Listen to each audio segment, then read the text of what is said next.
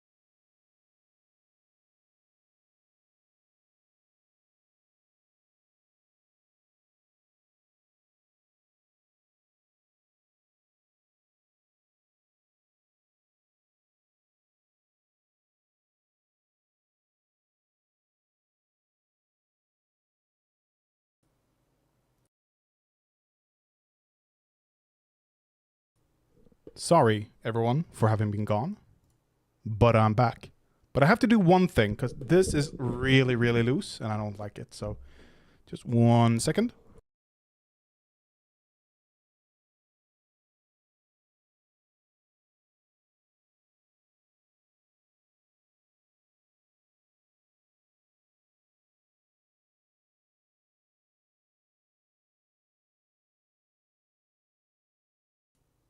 Much, much better. So the epic return of one Hugin Odinsson. With a goddamn... Can I... It's an autofocus. I'm sorry. I'm going to have to change this. Because it's going to flicker eventually. Give me a second.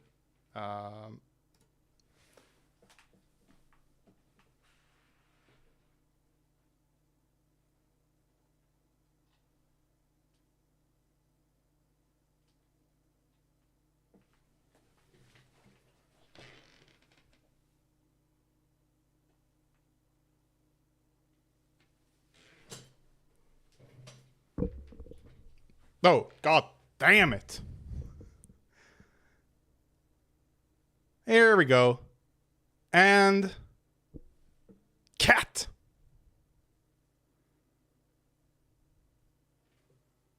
And focus. Okay. Okay. Am I a bit too bright, perhaps?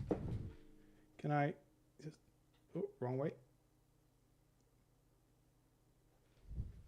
Now, that's much better. Much, much better. So I just want to check on one thing. Why am I in low res there?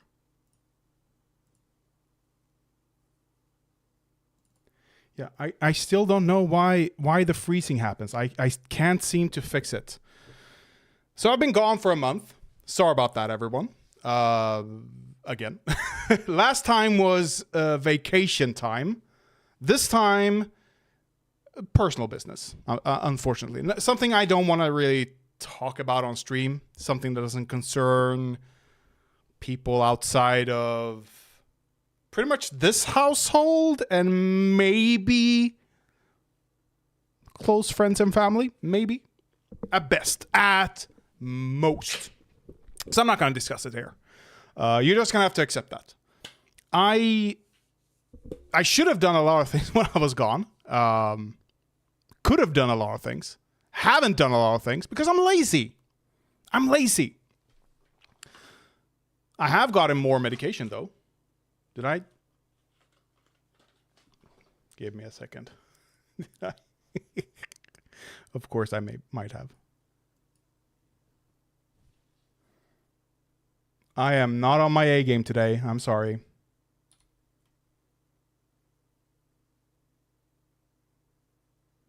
Okay, I'm going to have to listen because I don't know. Could have done a lot of things. Haven't done a lot of things because I'm lazy. I'm lazy. I have gotten more medication.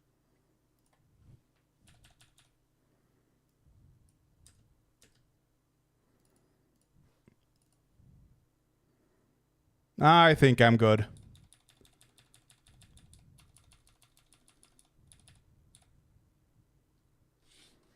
I'm just going to double check here. What information did I display? How much can people discern? Almost nothing. Okay, good. Good. Yeah, so I haven't done a lot of things. I have gotten more medication, though, so that's good. The funny thing about my medication... Oh, god damn, my collar. The funny thing about my medication, it doesn't affect me. It affects me a lot. It doesn't affect my heart rate at all, which is strange. But then I saw the last couple of days I've been researching more and more about ADHD, mostly about masking, but also just hearing people's stories. And one guy said that he snorted cocaine and then went to sleep. And I've never related more in my life, I think. Like, I think I could probably do that. I feel a strong strong probability that I would be able to do that. I haven't. I won't. I have no interest in cocaine or something like that. I have what I need right here. I don't need anything more than that at the moment, at least. Other drugs, I am more than happy to partake in. Mind-altering drugs, I mean.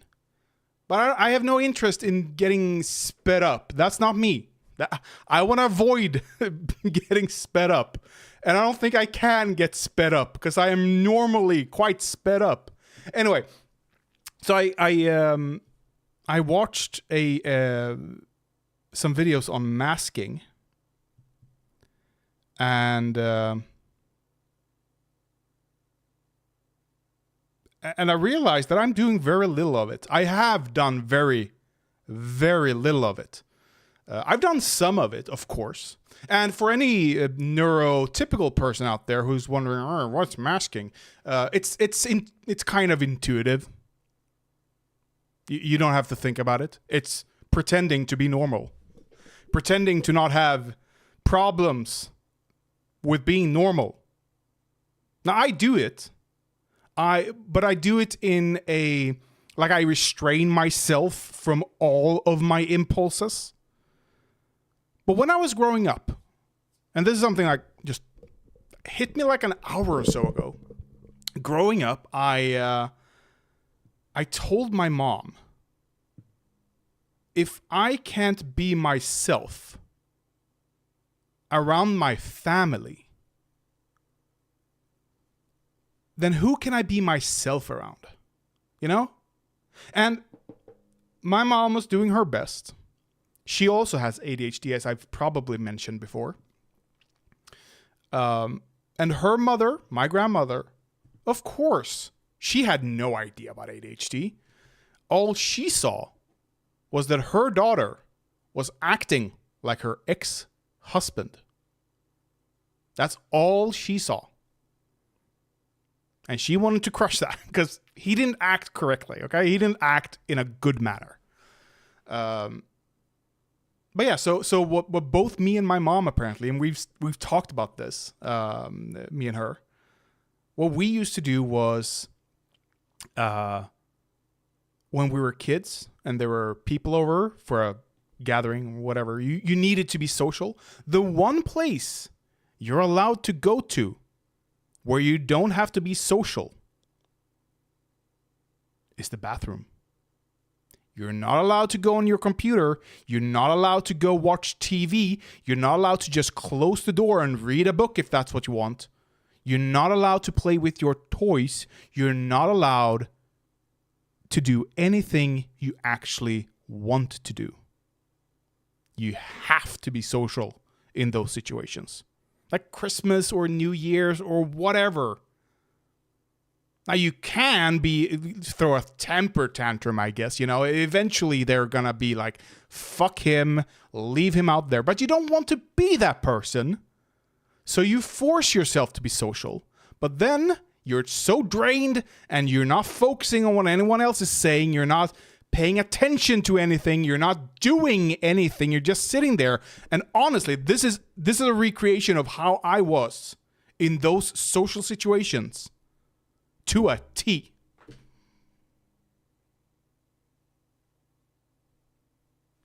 And this isn't just in my teens. This kept going on. It became better in my 20s. Maybe I had more energy to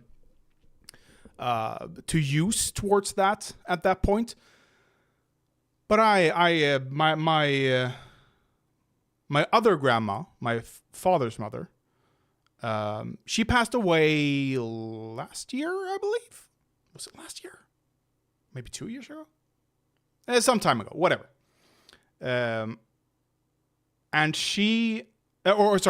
when during the reception afterwards, where we had food and we talked, and all the cousins, the whole family, my whole father's family was there, or the family of my father's side, I should say, was there, and everyone's just talking memories and catching up. What have we been doing? Blah, blah, blah, blah, blah.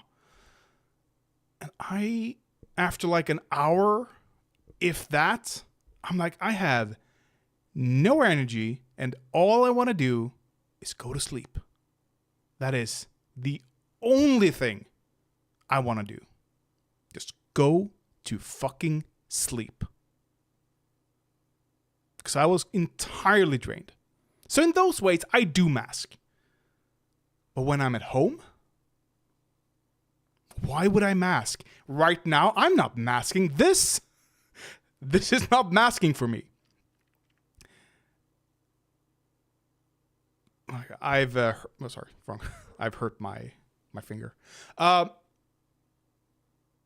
I have it's so, okay. Someone is probably gonna read too much into this, but my girlfriend, she also has ADHD. But she's had I've mentioned this before. I've talked about it before. She had it when she was she got the diagnosis when she was much younger than me. She's in her teens because she didn't perform as well in school. She didn't get her grades in school. I at least got my grades, like the bare minimum perhaps, but I did get some grades. But she, because she has lived with it longer, and I don't know if because she can't remember her dosage even. And I don't know if she has some survivorship bias perhaps. And in some ways, what she's doing is good. But okay, what she's doing is she's pushing me in ways that I feel uncomfortable with. Like saying, "Oh, you should be doing X," and I'm like, "Okay, noted. I'll take that into consideration." She's like, "Why don't you do X?" I'm like, "Because I'm not doing X right now. I'm doing this right now, and I want to do this right now. But I'll take it to the consideration." But she keeps on hammering. And that annoys me a lot. That really annoys me. But I know she has I know she's well-meaning. But I think it's survivorship bias a lot of times in those situations. And we were talking, me, her sister, and her sister's partner were talking about her sister, or not her directly about it. We're talking about mental health and seeking treatment, and how my girlfriend's like, I probably should go seek a therapist or something. And I'm like, it's great. And then she goes, you should also do that to her sister. And her sister's like, I don't do it. And my girlfriend and her sister's partner started to, I don't want to say harass, but pester her sister. And eventually I'm like, guys, because that does nothing for anyone. Nothing. So I'm like, I'm sitting back and I'm like, okay. And then I can see the tensions, and I can do this now thanks to my medication. I always had it in my prior to medication, but I can do it intentionally now, where I can just sit back and watch the interactions and how everyone's responding to it, and I can see. Oh, I can. Oh, no. And I can see her getting more and more agitated. And eventually I'm like, guys, this is not how you make someone change their minds at all. This is how you make someone dig in their heels, by pestering them, by hammering them on, this is what you should be doing. You are wrong. You don't do that.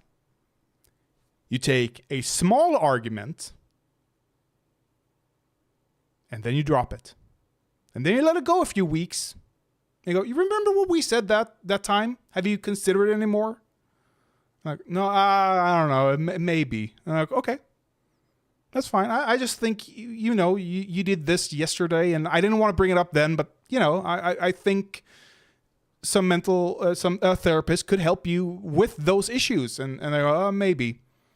And then you wait a few weeks more and you repeat the pattern and you sow the seed and then you have to water the seed. But you can't force a seed to grow. Some seeds die naturally. They never take hold. They never grow big. So you have to let it be. Maybe next year you'll plant the seed again. And all of a sudden the soil is more fertile. Because some other seeds might have cropped up, or is it cropped up? Whatever. Might have grown. And then you redo the soil. You reinvigorate the soil, and all of a sudden they might have a new outlook on life, or they might have a new approach towards these kinds of things. And that is how you change the mind. So I brought this, and why I'm bringing it up, I mentioned this to her as she was pestering me. She said, I know. She had a bad mental health day. It's fine. It's just interesting. Because I think it's a survivorship bias.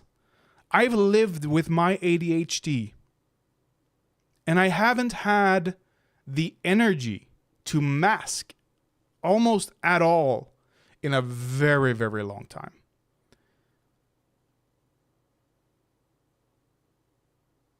So I've just let my impulses, the worst natures of myself, propel myself forward. And it's worked. Oh, cat's alive. Cat is alive. And it's worked quite all right. I mean, it's not perfect. I have some issues. I have a lot of issues with how my life turned out, of course. I wish it turned out differently. But it couldn't have. I couldn't have turned out differently. Honestly. I've thought about it, and I'm like, what would I have done? What would my alternative have been to the way I've been acting or whatever you want to say, or behaving in the last 20 years of my life? And I honestly don't think I could have behaved differently without medication. Medication literally is my lifesaver.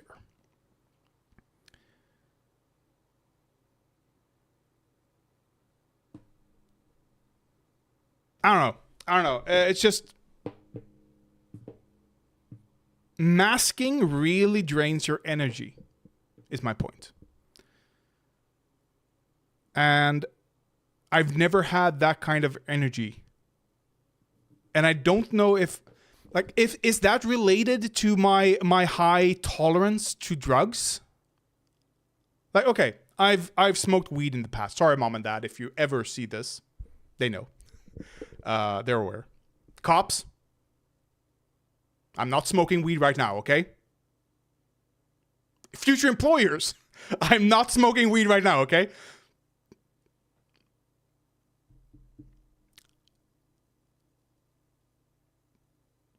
I need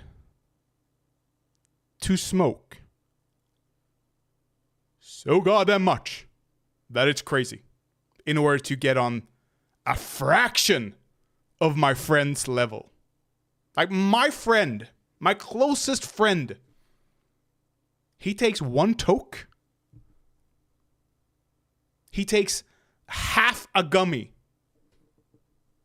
And he is in space for the rest of the night. I take 5 gummies. I smoke 2 big blunts.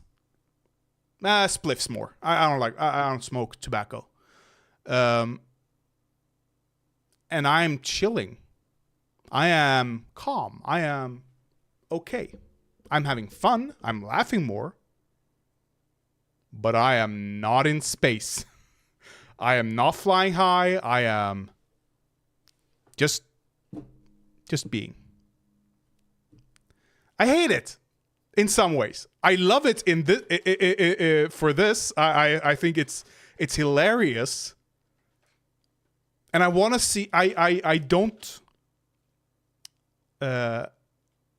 If I can't go higher on my dosage, I'm at 60 milligrams of Ritalin right now. If I can't go higher than that, like if 80 milligrams is my limit where I start seeing side effects, unwanted side effects, like high pulse or whatever, I'm fine with where it is. But I want to see how high I can get. I want to know where the limit is. And any doctor or policeman or whatever out there who happens to watch this, I'm doing it with the doctor's prescription, okay? I am not gonna just cram a bunch of pill down my throat, okay? Don't worry. Don't arrest me, okay? So, yeah, and I don't think my girlfriend, again, I know how her tolerance is. I don't think my girlfriend has the same level of issues. Or is it connected? Level of tolerance, at least. And I wonder if that's not connected to the severity of your symptoms. At least to some extent. It has to be. Right? Is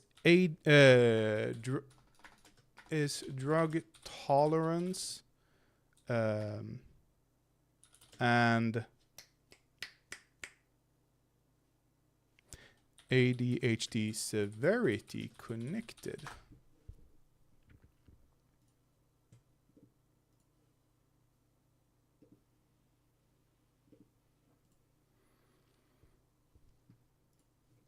Adults with attention deficit hyperactivity disorder and substance use disorder. Substance use disorder? Isn't that just abusing? Like how many can I get the co-occurrences of ADHD and substance use disorder? Misuse of and that's not what I'm interested in. That's not what I'm looking at. Not use disorder.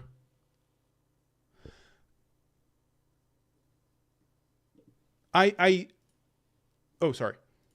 I'm not looking for use disorder. Not leads to it. Not addiction. Not a... Like, I can't get addicted, I think. Seriously, I can't get addicted. I am, in some respects... In some respects, I am completely immune to addiction, I think. Because I can't remember to be addicted. I've smoked, or I've, is it called smoked? I've vaped. Like crazy. Like just chugging along with a lot of nicotine before I got my medication. I could still do it today, but I still would enjoy it probably. Here's the thing though. I only did it at home. I never took it outside of home. Because it looks, you look stupid, okay? You look really, really stupid, in my opinion. But I've never got addicted. I could, like one time I bolmade. How is there not a word for that in English?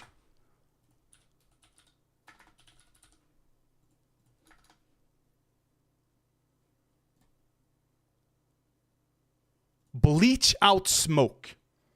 Really? Really? Bolmade sounds much better. Anyway, I was a chimney for 2 weeks probably during a vacation. I had no plans. I didn't want to see anyone, and I just wanted that dopamine hit, you know? But then I had things to do the following the month afterwards, and I didn't touch it at all. For one thing, because I didn't have any left, and I Never got to the store because, I forget. When I'm in town, when I'm around the store, I didn't just, oh, right, I need to buy this. I didn't because I forgot. So I didn't vape for a month after having just chugged for 2 weeks. And this was a recovering pattern. Like when I was 15, I had migraines. Wait. Just hit me. Migraines. I have to look this up. And ADHD connection. I have to look it up. One study found that men with ADHD were more than twice as likely to have migraines as other men. Okay, there is a connection. Interesting. Probably due to the different brain pattern or structure. But my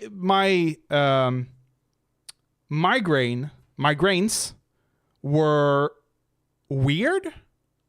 Like I didn't have this sensory sensitivity at all. Like I could keep watching a TV, or I could continue playing with my Legos, or I could, whatever I did when I was 15, jerk off. It didn't start when I was 15. I think it started when I was 13, actually. Yeah, it started when I was 13. That's when it started. The thing is, my mom, her first reaction to this was, you need to drink more water. I'm like, okay. Because she thought I was dehydrated. Like, that takes a lot of time. Like, being dehydrated in the West is a feat, in my opinion. Eating food is enough to sustain you with water. But anyway, I did. I chugged a lot of water that day. Didn't happen. 3 days, I believe, if not a week even, or 5 days, a school week. I had constant pain in my left. Why am I using words I don't? Why am I trying to use words that I know? Not frontal lobe. That's the part of the brain. Temple. My left temple. I had this constant pain, like someone was putting a knife into my head, just slowly chugging more and more and more and more and more. And it's just constant. And she brought me to the doctor when I discovered that I could numb the pain by banging my head against the door. No, against the wall, not the door. She found me. She heard the banging. She went to look at, come check on me. And she noticed that, okay. You know what? You're not faking this. This is not a LARP. This is not a fun thing you're doing. You're actually having pain here. So if I go here, okay. You're actually having pain right now. And she brought me to the doctors, and she prescribed me with, because I had taken, of course, I've taken painkillers. It didn't work. So she brought me to a doctor, and she prescribed me with stronger painkillers. Did nothing. Absolutely nothing. So we went back, and even stronger and stronger. I had a mix of pills at one point, like 3 to 5 pills. I don't remember exactly. 3 to 5 pills. Eventually, the doctor said, because nothing worked. She's like, okay. Here's one small beige pill. Take this whenever you need. I'm like, cool. And it worked like a charm. Like, I can't tell you how good it worked. Because I don't remember how good all I remember is the pain went away. My friends remember, or my childhood friends remember me being off in space, apparently. I was gone whenever I took that pill. Because it wasn't morphine. But it created morphine in my body. And that helped. Oh, yes, it did. But people can get addicted to morphine.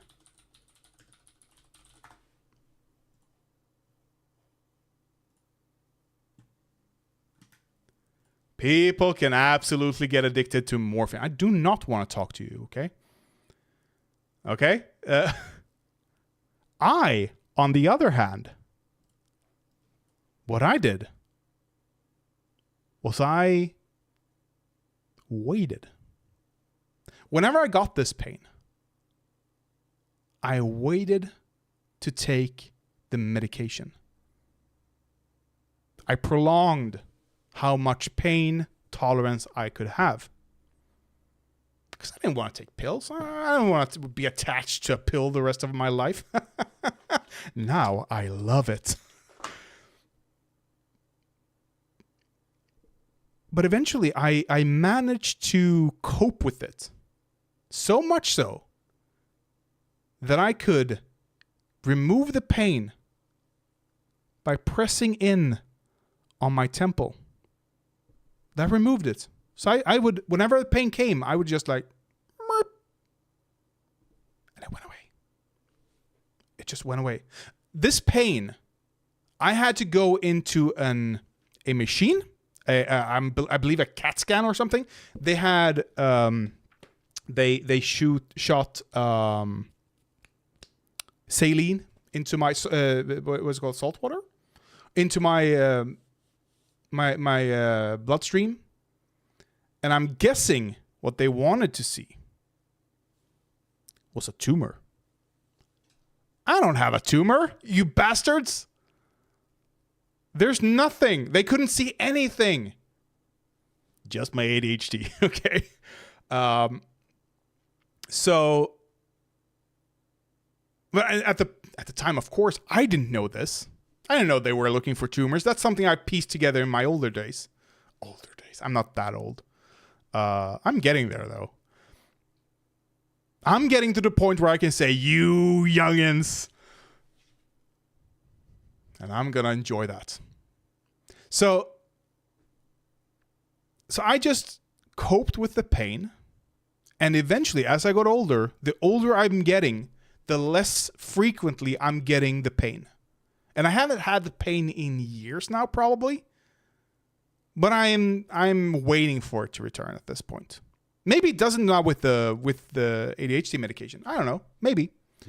And eventually I discovered, in my late teens, I discovered that if I am tired and I,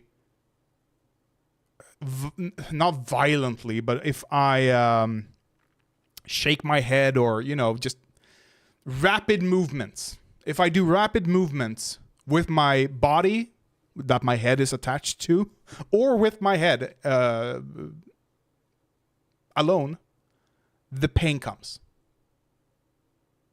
I might try that someday, see if I still get the pain, just because. So I managed to not take the pill.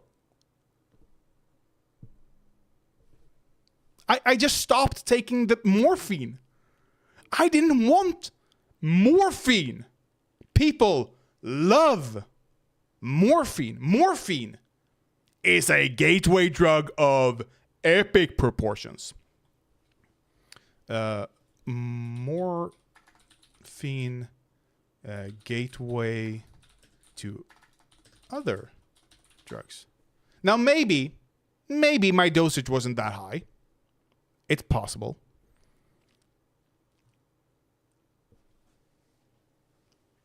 But I'd wager, considering I don't get addicted to nicotine,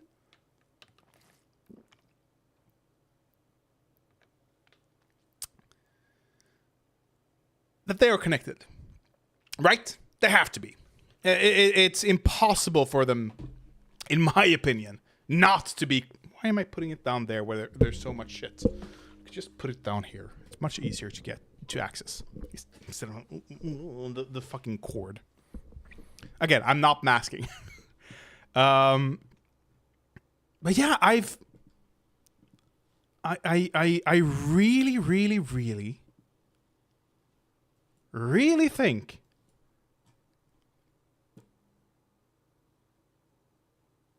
that I could probably not get addicted to anything. I haven't experienced anything except my dopamine hits that I would get addicted to. My mom got diabetes because when she was working as a tram operator, she always ate candy, which, of course, duh. You have nothing else to do. You're going forward. You're checking signs, probably. You're checking the tracks to make sure they lead right. You're checking people. But you have... There's no dopamine hit coming your way with that, you know? So you turn to candy. Candy is an easy... The high sugar, that gives you dopamine. Eventually that leads to diabetes, though. That leads to diabetes. So I have also had a big candy craving. Since I've gone on medication, my candy craving is all but gone almost. Like I like candy still. I'll eat candy, but I don't crave it as much. I don't need it as much. So the dopamine hits, that's my only addiction that I've ever probably had in my life. And I really want to see where my top is. I don't know. Okay. ADHD, unable to get addicted. Most people won't. Oh. First thing, or top result here from Google. Most people with ADHD won't experience an addiction, but they are more likely than the average person to become addicted to substances and experiences. Experiences I can attest to. If you have ADHD and you find yourself unable to stop drinking, playing games, scrolling on your phone, or using drugs, your ADHD may be influencing your condition. So, okay. So, people with ADHD, or most people with ADHD, the addiction doesn't come from the substance then, but from the experience. That's interesting. That is interesting. I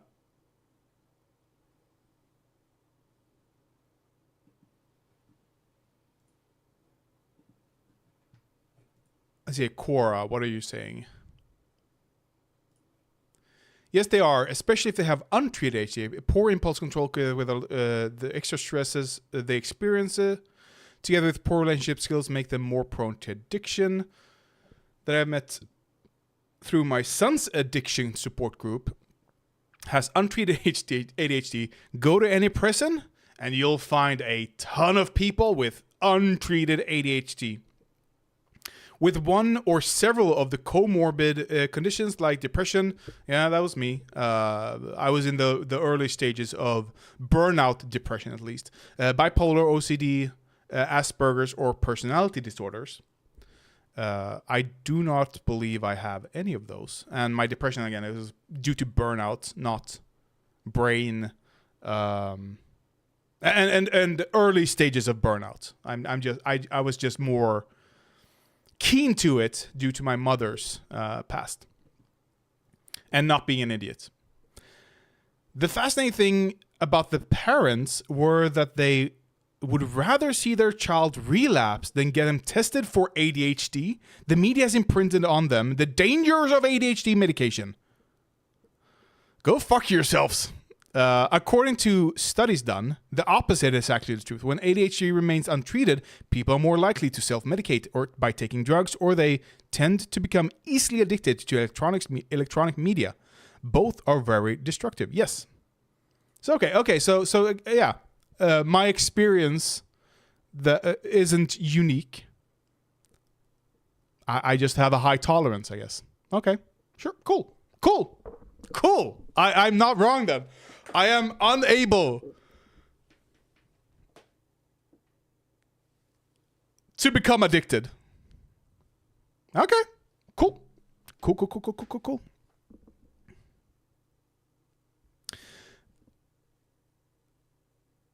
Okay. Yeah. Okay. Sure. I haven't been here. I haven't been live for the entirety of the Palestine-Ukraine, for the Palestine-Israel conflict at all, which is fine. I have less insight into how to resolve that conflict than I have with Ukraine-Russia. It's easy with Ukraine-Russia. Russia, get the fuck out. Okay, that's how you solve the problem in that place. With Israel and Palestine, it's a bit more difficult. Like maybe in the 50s, you could have solved it by saying, Jewish people, get the fuck out. But Britain sold them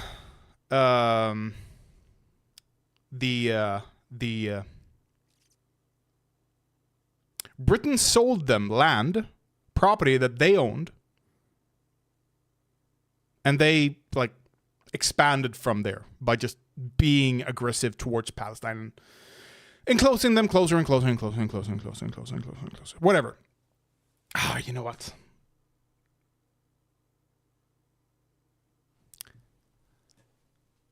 Okay, I'm going to do this. I'm going to start over because I had an idea before, like yesterday, that I think actually will work for a video. How to do it, though. Yeah,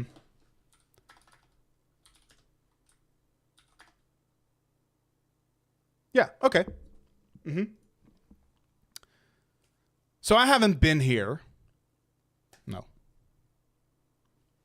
I've been offline from streaming since the conflict is a weird word. I haven't been streaming since Gaza. Why am I having such trouble now? I am bad at this. I haven't been streaming since Hamas attacked Israel. Since Hamas attacked the innocent people in a festival, killing children and murdering civilians and even beheading some of them, okay? I haven't been streaming all that. So I haven't been able to give you any of my opinions on the matter. And my opinion on this is whatever the US State Department's opinion is. The US State Department's opinion is that Israel has a right to defend themselves. And that's my opinion, apparently. Okay? Now you ask me, but Hugin, what about the civilian lives in Gaza and the West Bank? What about the massively disproportionate reaction from Israel, from Netanyahu, who, by the way, promised to keep all Israelis safe by being hard on Hamas, being hard on Palestine, being hard on Gaza. Gaza. Why am I saying Gaza? I mean Gaza. Is it Gaza? Gaza. Whatever. And he failed, apparently. But my only opinion on this, the only thing that matters in all this, is whatever the U.S. State Department says. Okay? And the U.S. State Department does not recognize Palestine. The U.S. State Department does not care about Palestine life. The U.S. State Department doesn't care that Israel is killing babies. And that's my opinion. And I have nothing else to say on this.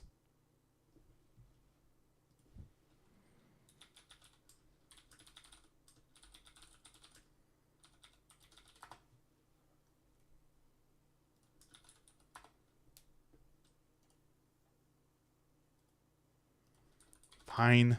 Whatever.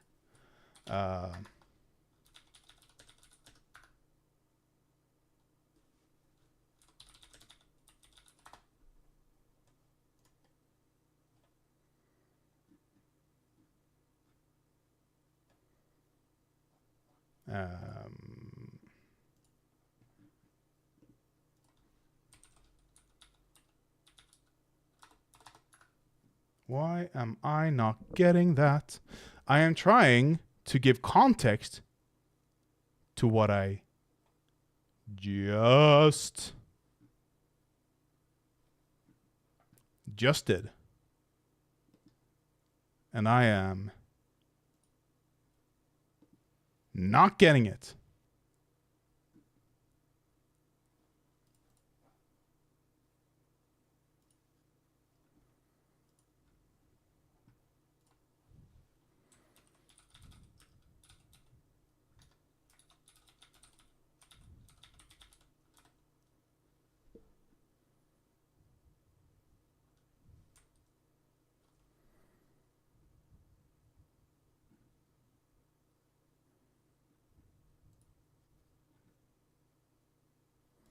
Why am I...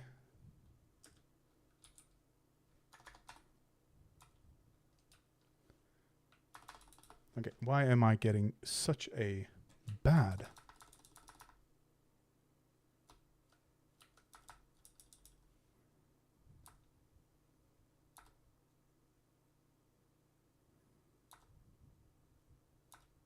I should have prepared this. Okay, whatever.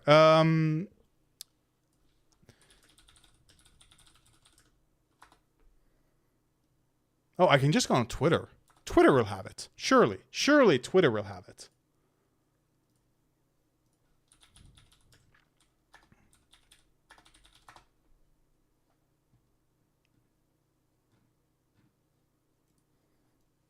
Surely. I am not gonna find it. Here we go. So my opinion on the Palestine-Israel conflict or war, whatever you want to call it, genocide, as some has called it, but it's a cultural genocide at least. Has been whatever the U.S. State Department says. How do we feel about Taiwan, Hassan? China or not Taiwan? China? Or is it China or not China? That's the American policy. It's the American you see, it's American policy. Whatever the American policy is. Whatever the American policy is. Whatever the American perspective is. You really won't say? No, I'm saying it's like one country, two systems. I'm saying it's one country, Israel. Palestine doesn't exist. Palestine's doesn't matter. It's U.S. State Department policy. You know? No, it's not. It's two different countries. Really? Taiwan and China. Is that according to American foreign policy? No, what's your opinion? I'm just relying on American foreign policy. What's your opinion? Taiwan independent? My opinion on Taiwan is that Taiwan is the Chinese concept of Taiwan should remain in the hands of the people in Taiwan. And my opinion is that Palestine should remain in the hands of Palestine. I'm just, it's just for foreign U.S. State Department, foreign U.S. foreign policy. There is no Palestine, so sure you can have it. It doesn't exist, but you can have it. So therefore, it's independent. Who for the for the record, for the most part, just believed to not disrupt the. Yeah. So I mean, and I don't understand why anyone would do that. So why would you claim the U.S. State Department as your source or U.S. foreign policy as your opinion because it's U.S. foreign policy? It's stupid. It's stupid. I just wanna illustrate how fucking stupid and how fucking cowardly it is to use that. How can you he didn't have a straight face there because you could see the glee in his smile. But how fucking cowardly it is to say that.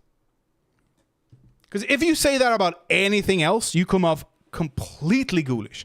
And my actual opinion on the Israel-Palestine conflict is Israel holds the power to change this. Palestine doesn't. There's nothing Palestine can do that will change Israel's opinion of them. Because Bibi Netanyahu relies on them being a threat. So he will make sure that they are a threat. Now, he overplayed his hand here, obviously. Some people say he claimed that he orchestrated it. No, he just didn't listen to the warnings. At best, you can say that he allowed it to happen. But he probably didn't think if he did, he probably didn't think it would be as bad as it is. The same way if George W. Bush or Dick Cheney, more likely Dick Cheney here, if I'm being honest, allowed 9/11 to happen, they probably didn't think that it would be as bad as it was. Some people claim that Bibi Netanyahu created Hamas. He didn't. It's a complicated history. He's not a good guy in any of this. He has created the situation which ferments this kind of attitude, this kind of reality that they are living in. Bibi Netanyahu is a fascist. Bibi and Putin are made of the same cloth. They are one to one, not one to one. Bibi wishes and is actively trying to create in Israel what Putin has managed in Russia. 100%. There's nothing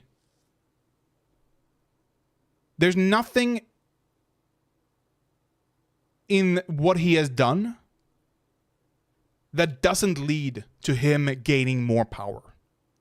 To him consolidating more power with the prime minister. Because I don't think Israel has term limits. Israel term limits.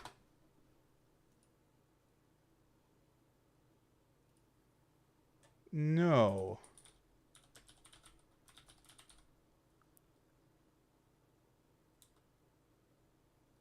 Legally, the 100 consecutive days limit, interim prime minister has a 100-day limit. But it doesn't seem like the voted-in prime minister has any limits on how many times they can run for office, because you don't run as an individual, you run as a party, is the point. We have the same here in Europe. I don't know any European country that has term limits, because you don't run as a individual, you run as a party. And of course the party can't have term limits. That would be fucking stupid. And the same seems to be for Israel. Anyway, Yeah, so he's trying to do. Oh, you know what? You know what? Turkey has gotten further than Israel has gotten. So he is on that path. Great company. But now it might have changed the tide, actually. There was a report in coming out from the U.S. about the public's perception of, or the public's support for Palestine versus Israel. And it seems like the tide is turning. Actually, turning. We heard Joe Biden. He actually told them to slow down the brakes. Sure, he reaffirmed that they have a right to defend themselves, which of course they do. You know who else has a right to defend themselves? Russia. And? Okay, they have a right to defend themselves.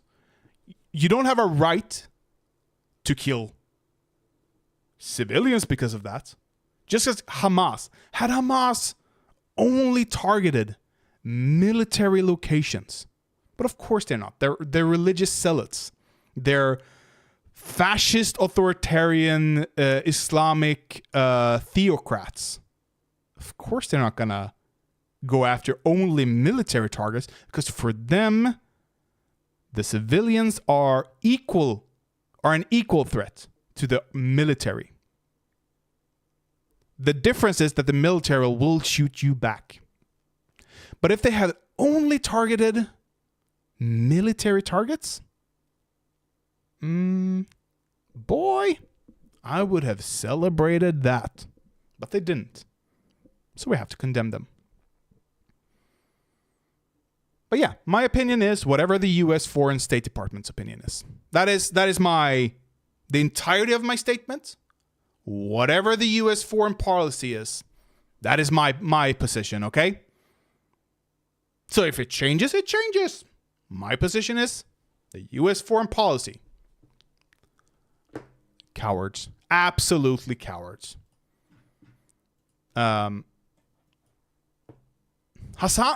Hassan has really, really, really gotten into trouble lately. He's a fucking coward. Like when this attack happened, and Ethan, like he like asked him to condemn the killings of children.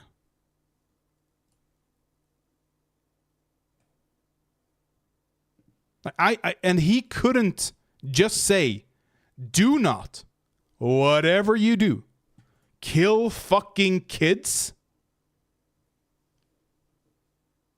Like it's embarrassing. It's absolutely embarrassing. Let's see here. There are 4 places where this is highlighted, where most replays happen. Okay, so we're just gonna watch the most replayed, of course.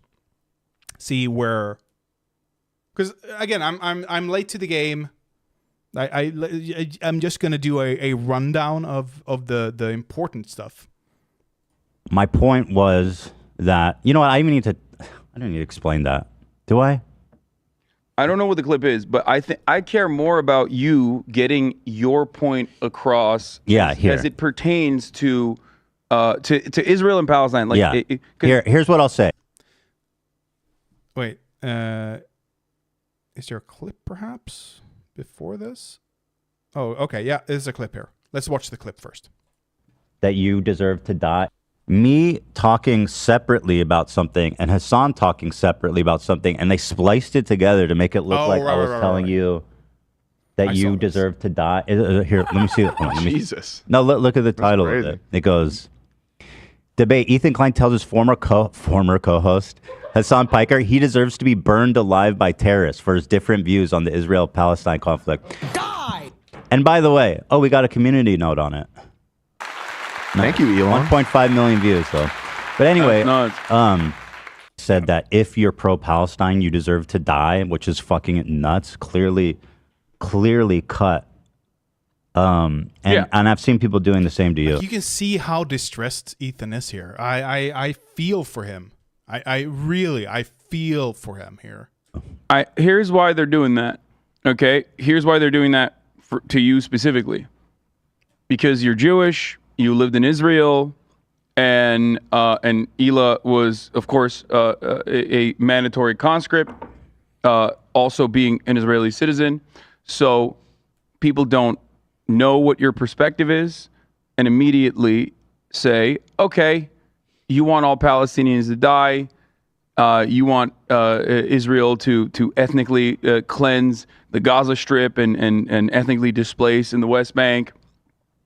I don't believe that that's your perspective, and You don't I've never. believe it. Hey, social lust.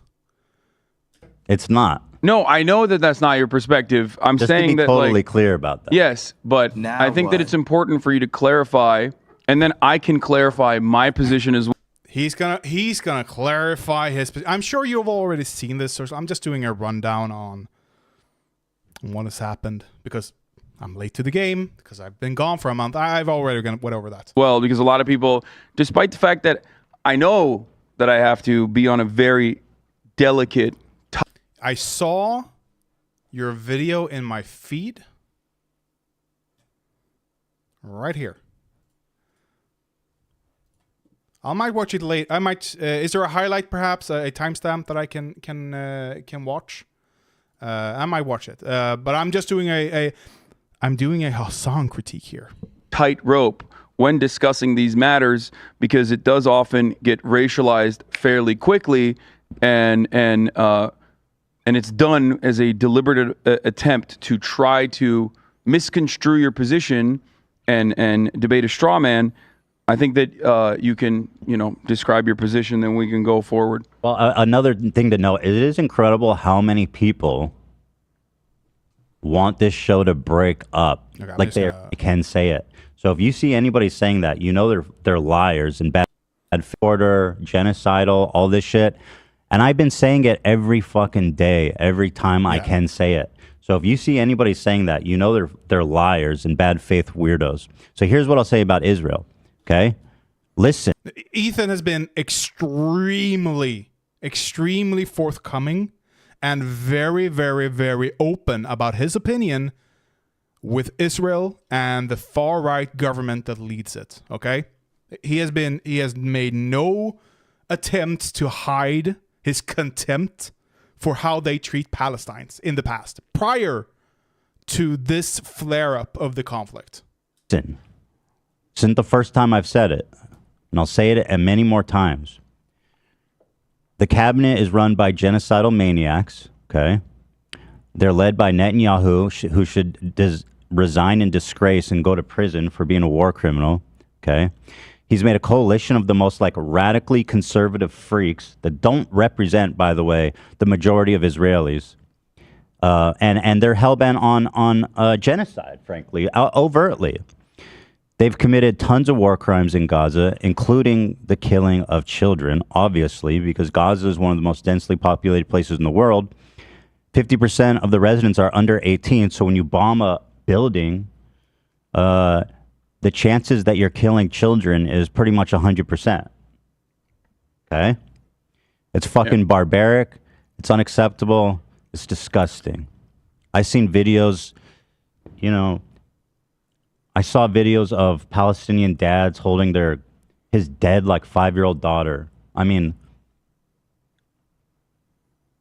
and there was another one that as a father, it's even hard to talk about. This dude was I am holding his infant. Sorry, as someone who's not a parent, I can only imagine what seeing such a thing would do to you. I also know that, especially men, because I think women in general have more aversion to it, but especially men, when they get a baby, or when we get a baby, I guess, our testosterone levels just plummet down the drains, apparently. We had much more easily I don't want to use the word trigger, perhaps, but triggered by horrific images, especially about kids. Apparently, Ethan has grown. Ethan's political instincts are fantastic, in my opinion. He had the same. I think he had the same issue that I had in the early GG days, Gamergate days, that. Like, he got swept up in the laughing at stupid people, because they were stupid people. They were stupid people, made stupid points, but they weren't the problem. They were an annoyance. They weren't people that I would have wanted to represent progressive people, you know, and so he laughed at them and he made fun of them, but then somewhere down the road, just like oh my god, I'm blanking, the boxing guy, the guy who created the Creator Clash, what's his name? Why am I blanking? iDubbbz, just like iDubbbz. He saw a worrying trend in his Ian. Yeah. Also Ian. Ethan. Ian. Pretty much the same name. He saw a worrying trend in his followers. The people. He's talked about this on a podcast with the Smosh guy, where he would meet people like in a store or at a convention, and he hated them. Absolutely hated them. And he's like, these are the people I am attracting? I don't want to be that guy. I don't want to attract these kinds of people. So he stopped with the Content Cop and all that, which I think was an overreaction. I still like Content Cop. I still think he did good things, like entertaining and good content. Maybe he could have altered it in some ways, because he went after Leafy. Leafy was among the worst of those people. He was the people he hated. He was the people his fans were acting like, you know. But whatever. That's a side point. So I think Ethan saw the same thing in his audience. And he's like, I don't want to do this, and started probably being more politically aware due to Trump, I would imagine. And Bernie, of course. Bernie probably swept. I didn't follow H3 or Ethan Klein or Hila Klein or whatever for a long time. I used to follow them like in this 2017, 2018, probably somewhere there. But then I just stopped. Probably, you know what? Probably around the time they interviewed the comedian, the redheaded comedian. Why am I so bad at names today?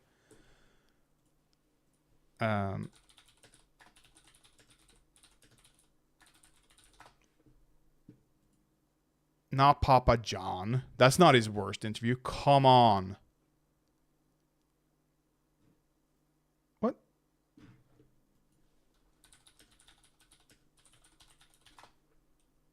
What's his name?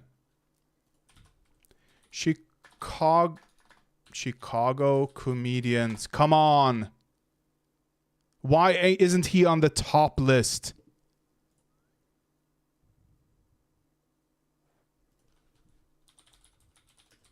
Bill Burr. Thank you. God, that was hard. Why wasn't he on the top there? Huh? He's both from Chicago. He's redheaded. He should be on the top. Isn't he like the biggest at the moment? Probably. Whatever. Oh, it's Bill Burr. It's Bill Burr. Yeah, somewhere around there, I think. I'm like, God damn it. And Ethan probably he's talked about having the same like reaction to himself there. Where he's like, oh, there's something that I need to work on here. I have an issue, obviously, that I need to work on. So he did. And in that process, he probably discovered, you know, politics is probably important. So Hassan, on the other hand, I don't want to say was born with his opinions, but he was, at the very least, very early adopting his socialist opinions. And he never really examined why, probably. He never arrived at it through reading, through thinking, through analyzing, through philosophizing. And I think that is dangerous. That is very dangerous because it can lead to situations where you don't know why you have the opinion you have. You just know that it's the right opinion because every friend of yours says it's the right opinion. Which is why he's like, my opinion on Taiwan, whatever the U.S. form, because he can't argue why he has that opinion. He just knows that the U.S. the U.S. State Department holds the same opinion, and that's advantageous to China, a communist country. So that must be the good one then, because all of his friends says China is the good one here. China supports fucking Russia. China has delivered body plates and I believe plywood for their drones. It's a whole story to Russia. You know, they're supplying them. You don't think Russia could tell North Korea they're not allowed to sell them munitions? Yeah. That's China sanctioned. Whatever. That's a whole different thing. And it's kind of how. Okay, let me make an analogy here with religion, with my religious experience. I used to be Christian. Have I shown it? I have a cross on my arm permanently. It's a tattoo. My first tattoo. The only tattoo I had for over 15 years, at least. And I became religious. Because again, I always had, you know, ideas running around in my head, and I know I'm going to hell. I'm so going to hell. I always had thoughts in my head, of course. My ADHD. No, you're not joking. Of course I'm going to hell. Who the fuck wants to go to heaven? Heaven would be the boringest place on earth. Hell is where all the fun people are. You have your little carnival, you know, where you have the torture Hitler for $20 tent, you know. You have the trans people party, you know, where all the fun people are. You have the drinking fountain where you can get however strong alcohol you want. You have a tent where you can just go and lick some ass, you know, whatever your heart desires. Then you have heaven. You have a cloud. Well, if you're a Mormon, hey, welcome. What about pedos are tortured in hell? You are there. If you're just like a non-religious person, but you're in general a good person, you get to torture the pedos, okay? However you like. And the next day, it all starts over, okay? That's my vision of hell. Your punishment for not being Christian is not being the correct type of Christian, by the way, is not being allowed into heaven. That's your punishment.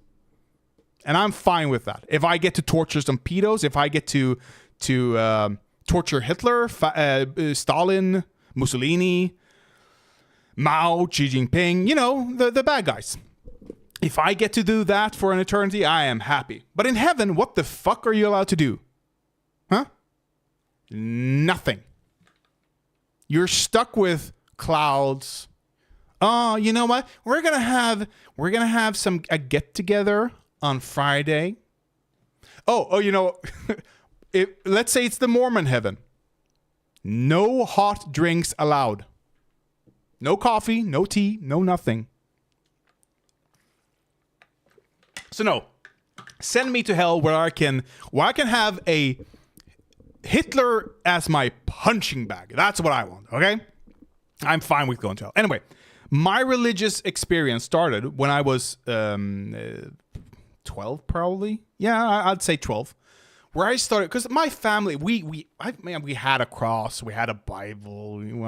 My grandparents had a cross, they had a Bible, whatever, you know, an really old Bible even, which I always like. I find that Bible to have. There's something about it because it's so old, leather bound and really really small even. Anyway, so we were never religious, but around 12 years old of age, I started thinking, I can't imagine nothing. Like, I'm dead and there's nothing. I couldn't imagine that. Of course I couldn't. I was 12. I still, like, I can't imagine nothing really, because I don't know what nothing would be. There is no nothing in the universe. There might be nothing outside of the universe. I don't know. There's guaranteed nothing after my life. There was guaranteed nothing before my life, but I can't imagine that. So I started thinking of religion because you live in a Christian nation, which we were back then, officially. And of course you're familiar with Christianity and heaven and hell and all that stuff. And that kind of, turned my gears, and I'm like, maybe it's possible. And that really just clawed me in. But then I decided some point where I wasn't in the vicinity of the religious groups or religious, the parish. Of course, doubts started creeping in. And I'm like, you know what? If I'm going to be a believer, I'm going to have to challenge myself here. So I searched for a podcast. And I landed upon The Skeptic's Guide to the Universe. This was my first introduction to skepticism. And boy, howdy, was it a good one. Almost like every question I had, because I went back in their catalog. They started off talking more about religion and like metaphysical beliefs and ghosts and stuff like that. And they just debunked everything. And eventually I'm like, yeah, I can't be religious anymore. I do not. If I'm going to be religious, I'm going to have to completely disregard logic, essentially. That was my conclusion. So I stopped being religious because of that. I actively became an atheist. And of course, in the beginning I was more, but that's my point.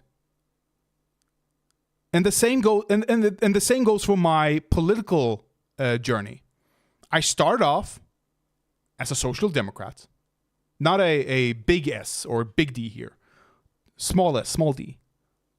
The ideology. I started off as that. We should have taxes because we should fund healthcare, we should fund education, we should do all the things we're doing, but capitalism has to exist, And I'm still not completely off of that, I have to admit, because I still can't imagine how a world without a monetary system would work, unless we're talking like small tribes. We're talking small communities where everyone knows each other and pretty much trust is your capital. Apart from such societies, I can't imagine us not having a need for a monetary system, a state of some sort at least, even though I call myself, in sometimes at least, sympathetic to anarchism, because I am. I wish anarchism would work. I wish anarchism would create a good society, because I believe if anarchism would work and would create a good society, that would probably be the best for humans to live in. That would grant us the most freedoms, the most rights, the most ability to fulfill ourselves and live great lives without the need to work 356 days a year, okay? That is my sympathy with it. But I can't call myself it because I don't know if it will work. Which is why I advocate for workplace democracies, abolishing... I'm blanking on words again. Abolishing aktiebolag.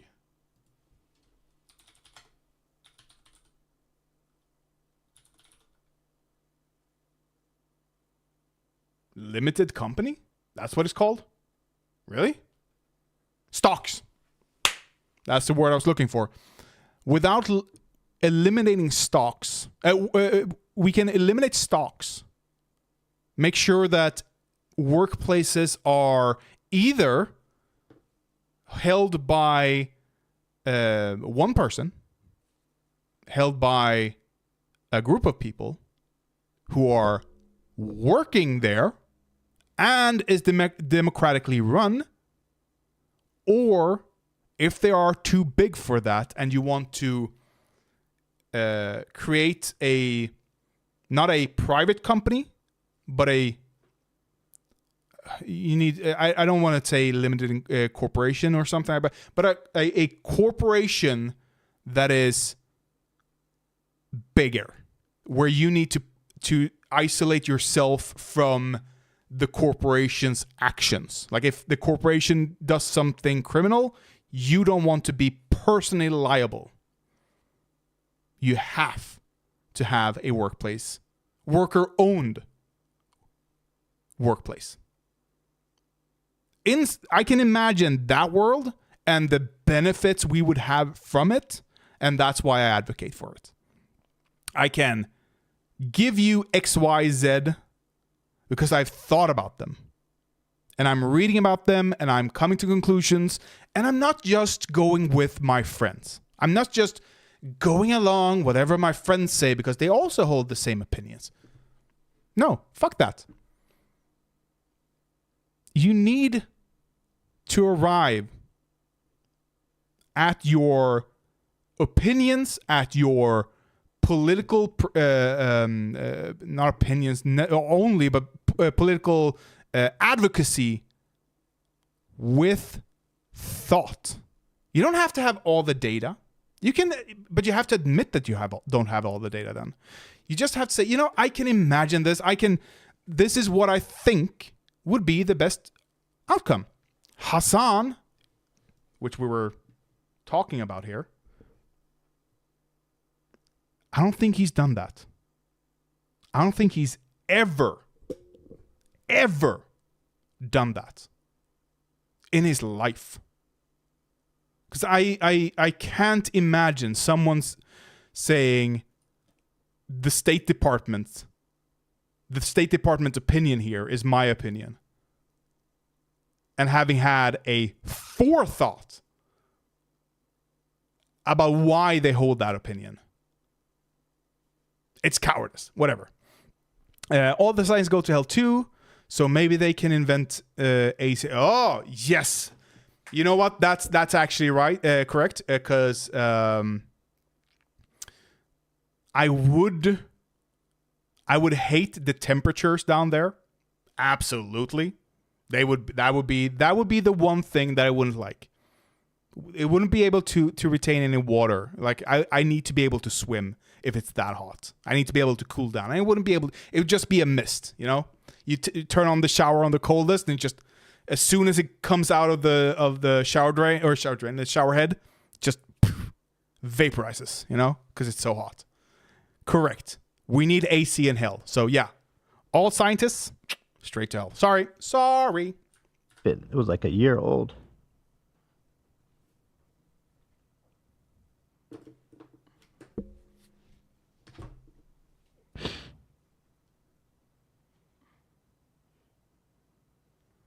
And he was like patting her on the back and saying like his final goodbye. I mean, he's. If I'm not getting emotional here, it's because I am a cold-hearted bastard, but also I've already seen this. So I'm not going to, Holding her like she's alive, like he's just burping her or something.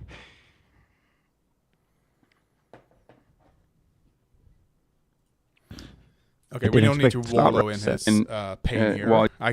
You can see he's truly like. I think Israel's shutting off water. Not fake at all. And here's the critical part: he's crying over a Palestinian kid dying. That is critical here. For a second, in my opinion. And while you recollect your thoughts and say something.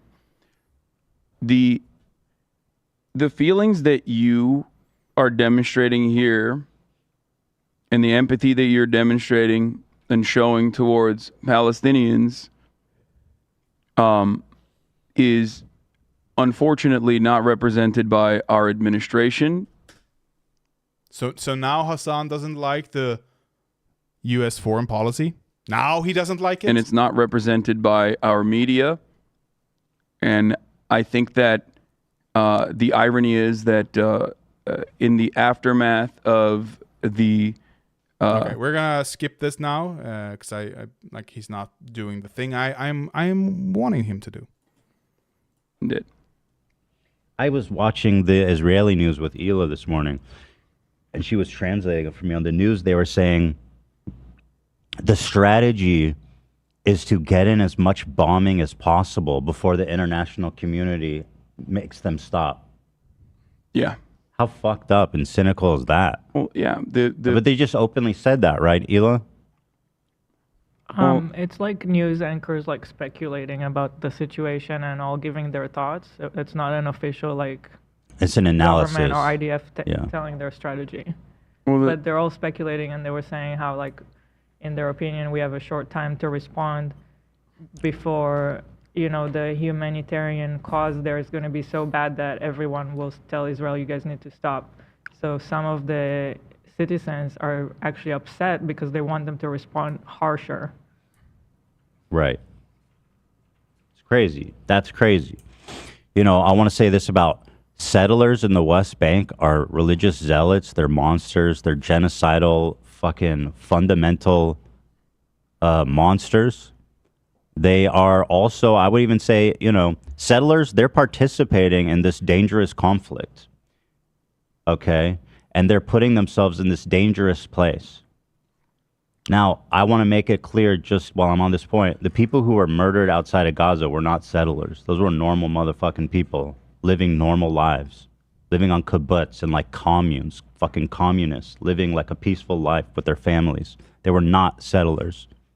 Settlers are involved in this war, I believe. There used to be settlers in Gaza. The military had to forcibly remove them from Gaza so they could completely shut it off and begin sieges whenever they felt like mowing the lawn. So, and anyway, the Israeli government enables the settlements. Okay, Ethan really displays a lot of empathy for civilian deaths here.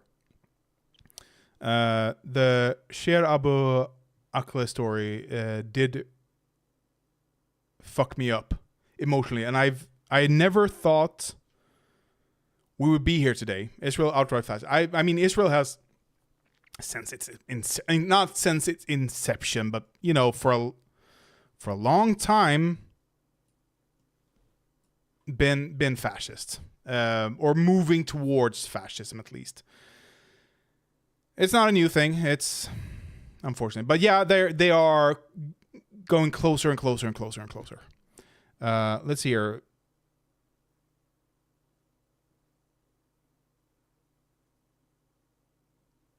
Let's see.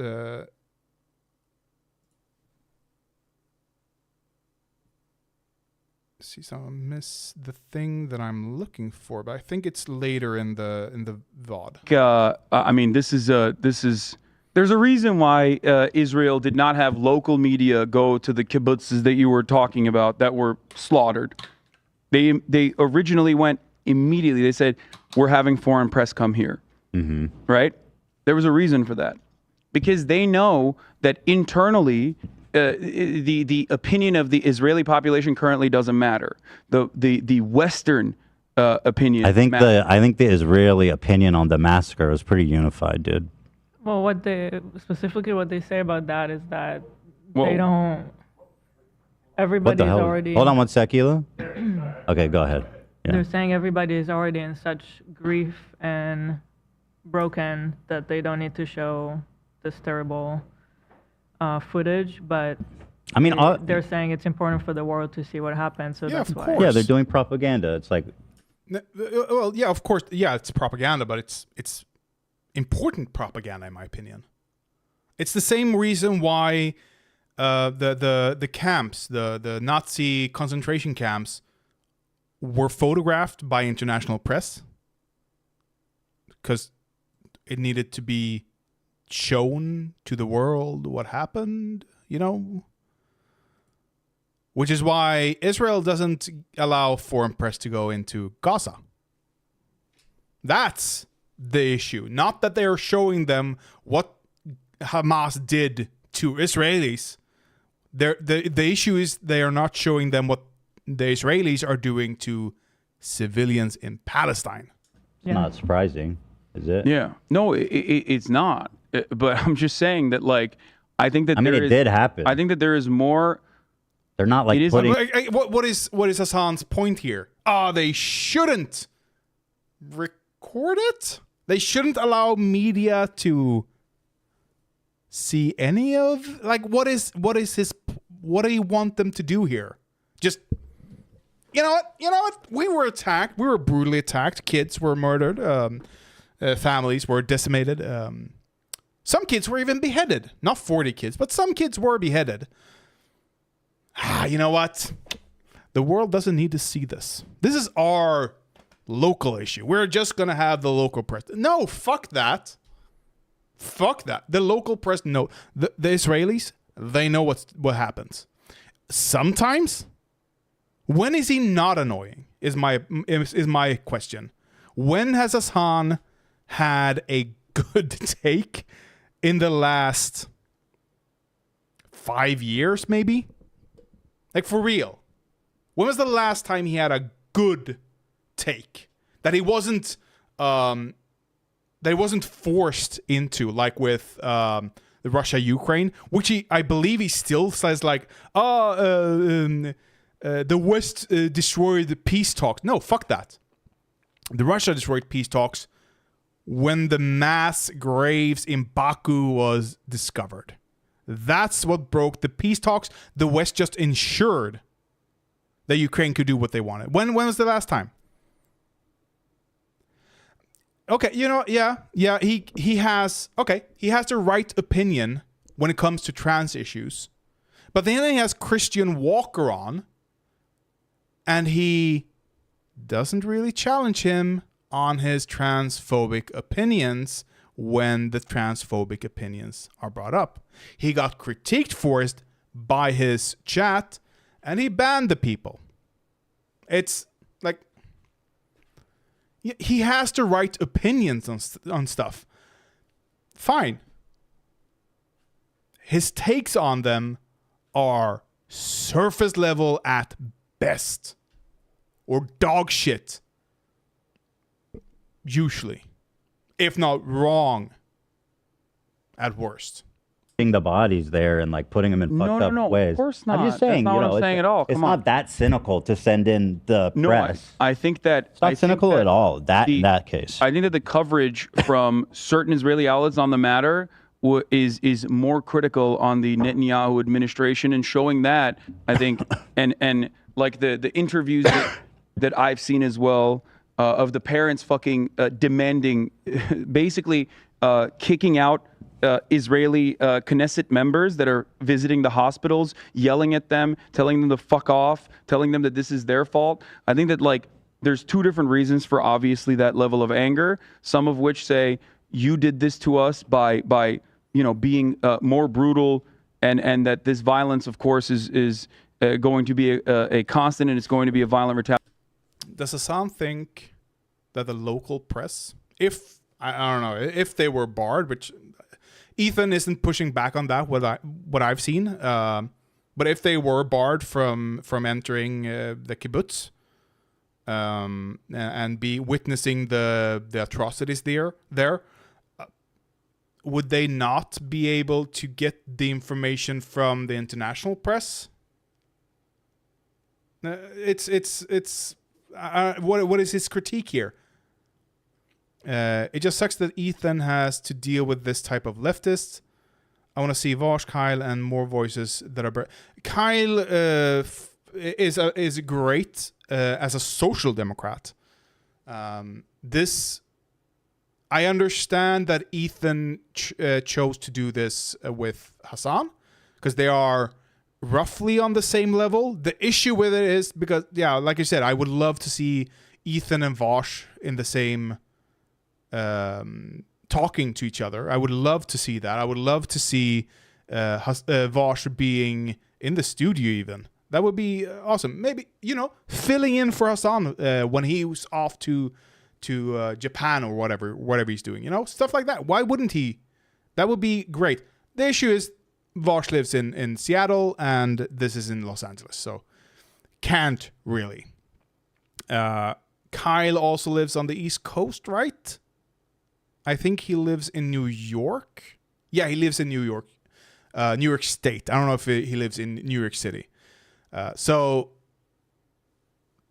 it's Hassan or it's nobody, I think, at this point. But yeah, it's unfortunate that Hassan is friends with so many tankies that he thinks are lefties. Retaliation, and then there's also the people that are saying you are not violent enough, right? But ultimately, everyone is critical of the Israeli government at this point from different angles, and I think that's the reason why they care more about the Western media's opinion than anything else, because they don't want to repeat. The reason they care so much about Western media is that we supply them with the funds to protect themselves. Well, also to attack others, of course. I'm not going to deny that. But we in the West, especially America, are the ones who are funding the Israeli state. So, of course, they are more interested. Because especially if they are going to retaliate, they need to show the world. Don't need to show the locals why they are retaliating. They need to show the world so that the world can understand there's a fucked up situation. Now, as a lefty, I understand. I've understood this since I was a teen. Israel is in power here. Israel is creating the situation. Israel needs to de-escalate here. But they won't. They refuse. So here we are. Oh yeah, I've seen. I love that as well. I also saw Piers Morgan with Hassan, where Hassan really struggled in the beginning, and this is what I mean. This is what I mean with he hasn't arrived at his opinions through analysis, through philosophy or philosophizing, through thought, through reading, whatever. He just knows intuitively these are the right opinions. He heard everyone's Blaze. Everyone's a propagandist. You're a propagandist. I'm a propagandist. It's stupid. Do not use academic language outside of academia. And academics Do not use academic language inside of academia. Okay? It is dangerous when it spills out. Like white fragility. Like every media personality is a propagandist, which is true. I'm a propagandist. I'm a propagandist in the way what I choose to cover and what I don't choose to cover. That is propaganda.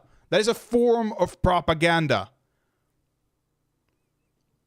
But using that, attacking someone, he didn't attack, but I can understand why. Because in the common parlance, calling someone a propagandist means they are paid by another actor to make that actor look good. That is what a propagandist means in common parlance. So using this academically in a public media, a large media setting, is just stupid and makes you look bad. Even if you cop to the idea that, hey, I am also a propagandist. Stupid. But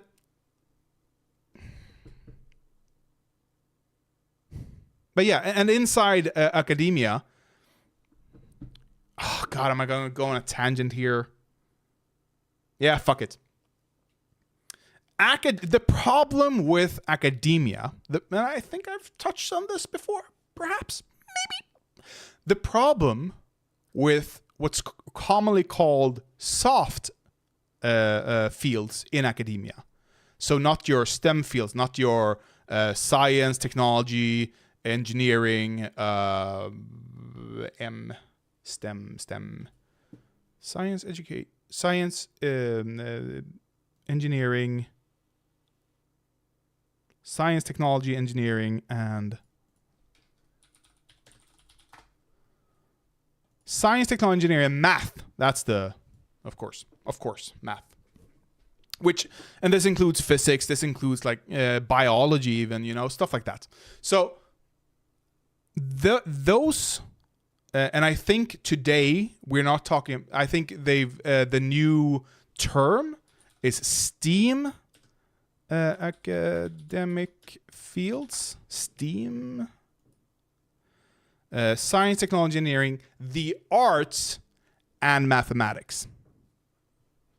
The difference between STEM and the arts is that STEM, when they use complicated language, specific terms, they have reason for it. They have, we have the, like relativity.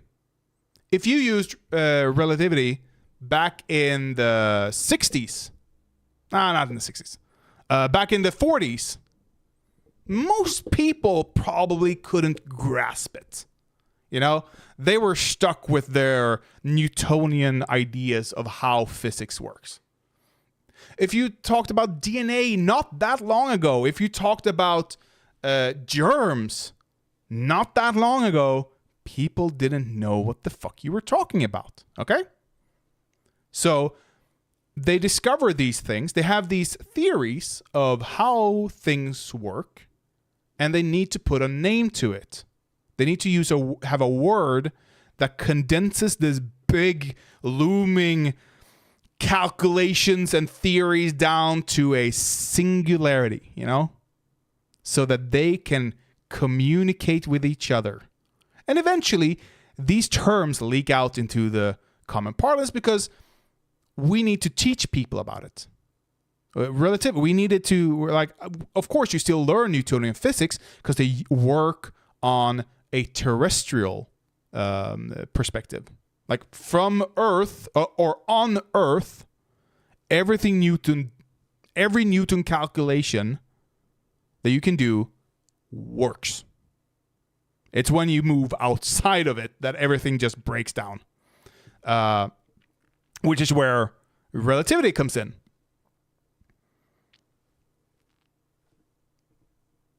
when you talk about the soft sciences, the arts, sociology, and everything, like sociology is probably the most grounded in facts, in truth, in reality, that among all the, like, management, language, all of that, it's kind of like whatever, who cares?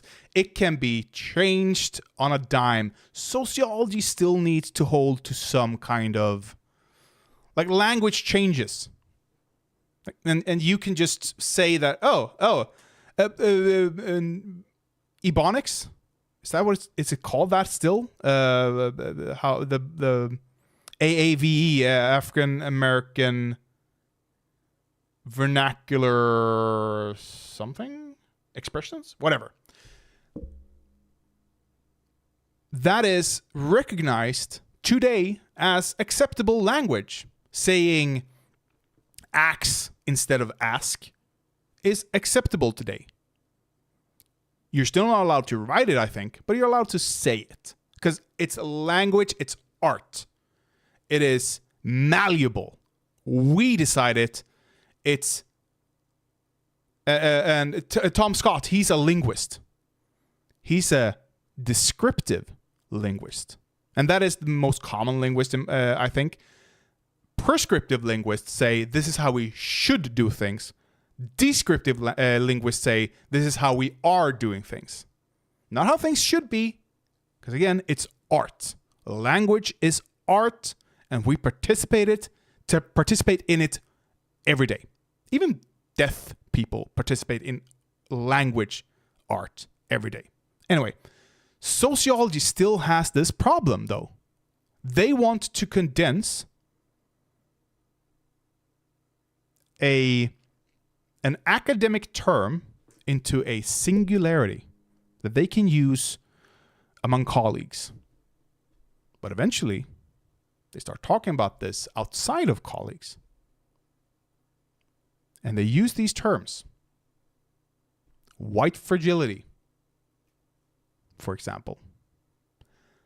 And then those, because so they probably, I just read this theory and it's blah blah blah, and then that's called white fragility. And then they go on and they go on and they go on, and eventually it's the telephone game, because we don't teach about white fragility in school. So eventually, people hear about the term, or what's the one that had everyone scared? Critical race theory. Another one. Like, people hear these terms, and unlike the hard science terms, which, like, if I say special relativity and you have no clue about Einstein, you've never read about how relativity, special relativity works or is theorized, you can't discern what they're talking about. You have to ask, special relativity, what are you talking about? And you have to explain the whole theory, or the main points of the theory at least, and how light bends and stuff like that, you know? Blow their minds with live reactions. But with white fragility, like, yeah, white people being fragile about non-white people. That's what you hear. That's not how it's used in academia, though. They use it to mean a group setting. They're talking about structures, not individuals, structures. Racism. How in academia, in sociology, when you talk about racism, you're talking about structures, not people. But then this seeps out into common parlance, or not common parlance in this term, but then you have individuals, because in a structural sense, every white person upholds racism. It's true. In a structural sense, we do. I have more white friends. I have white family. I have a white girlfriend. My brother, who's white, has a white girlfriend, and they have white kids. And I'm more likely because of this. I have gotten jobs because I have friends. They are white. I'm white. That upholds the white power structures. So in a structural sense, I am racist. On an individual sense, I am not racist. For the most part. Of course, I probably hold some racist bias. I don't know, maybe. I've examined it. I've not come to any. I've not heard any. But I might. I'm not above board here. But then they use these terms, and then activists get a hold of them, and they go, "Aha! Every white person is racist. I knew it," and they run with it, and they misuse it. And Hassan is so fucking guilty of this. Karim, I don't know where you are. I'm guessing you're either at home on your computer or your phone, or you're outside with your phone. I have no idea where you are, man. I am here. That is all I am. Welcome to the channel, though. Welcome to the chat. You got this live randomly sent to you? Oh, sorry. What? I'm just at the moment. I'm talking about academic language and how sociology creates a bad activist, pretty much, for using terminology that in common parlance doesn't work. In the terms of Hassan, he used "you're a propagandist" to Piers Morgan because he's read that every media personality is a propagandist, which we are.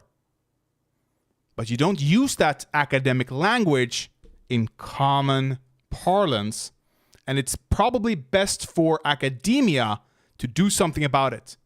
Either come up with completely new words or come up with new terms that won't be easily just intuitively assumed by the listener or the reader, and that would probably make for a better engagement from the public with the academics and from the activists who have read the academic papers or have even studied it.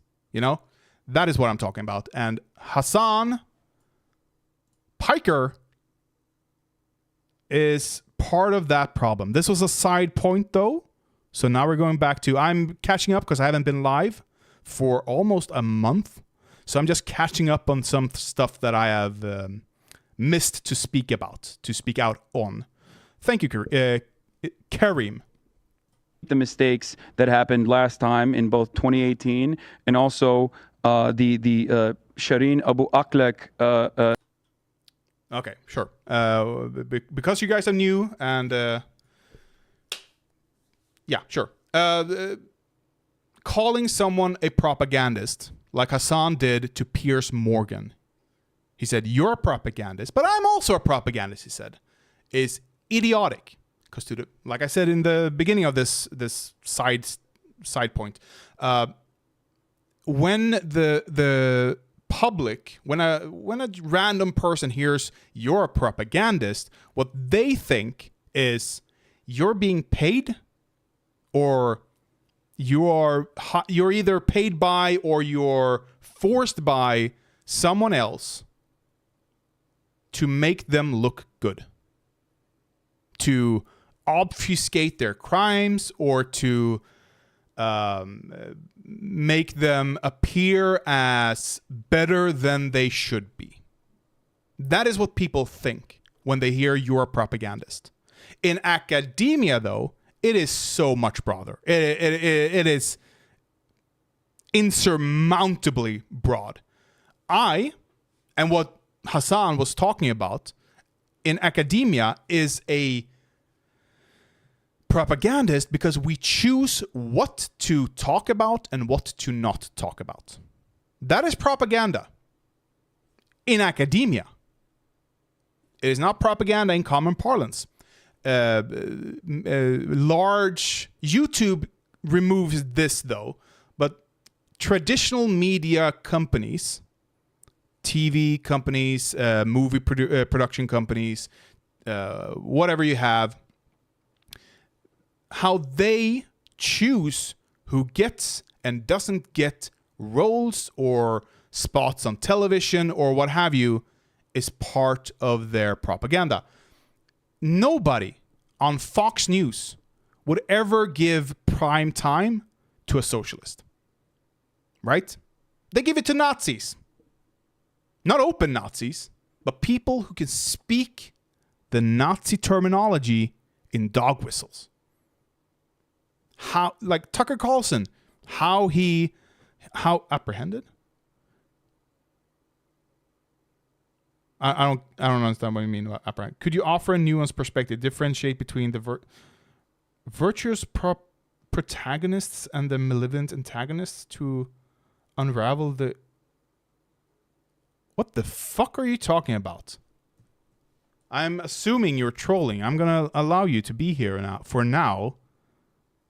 But you're making no sense. And I'm going back to the video now. Because again, I've explained explained the point. Murder, again, in the hands of an Israeli sniper that the Israeli government said was actually Palestinians, and Western media immediately disproved that. And then what did the IDF do?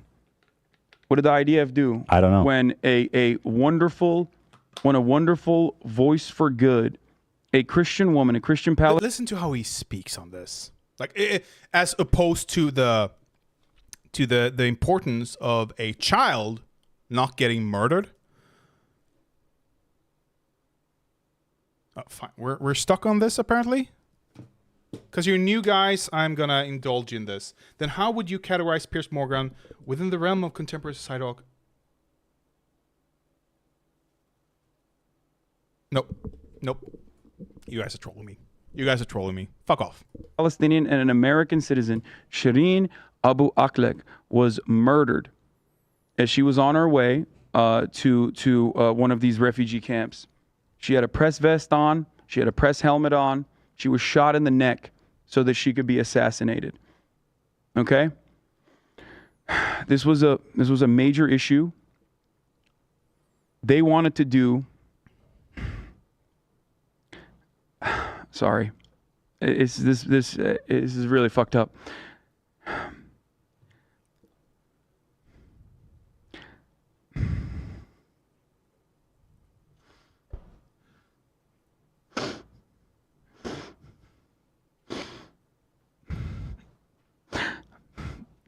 They went to her funeral and beat the shit out of people and ripped the Palestinian flag off of her.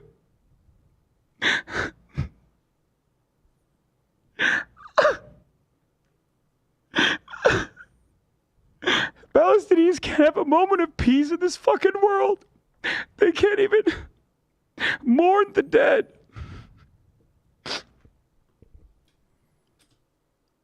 Remember, and I'm ignoring you guys now. Remember, this is after. This streamed 8 days ago, and it's 21st here. Why am I displaying everything here? What is all this? Nothing important. Okay. 8 days ago, so the 13th, and the Hamas attack October 7th.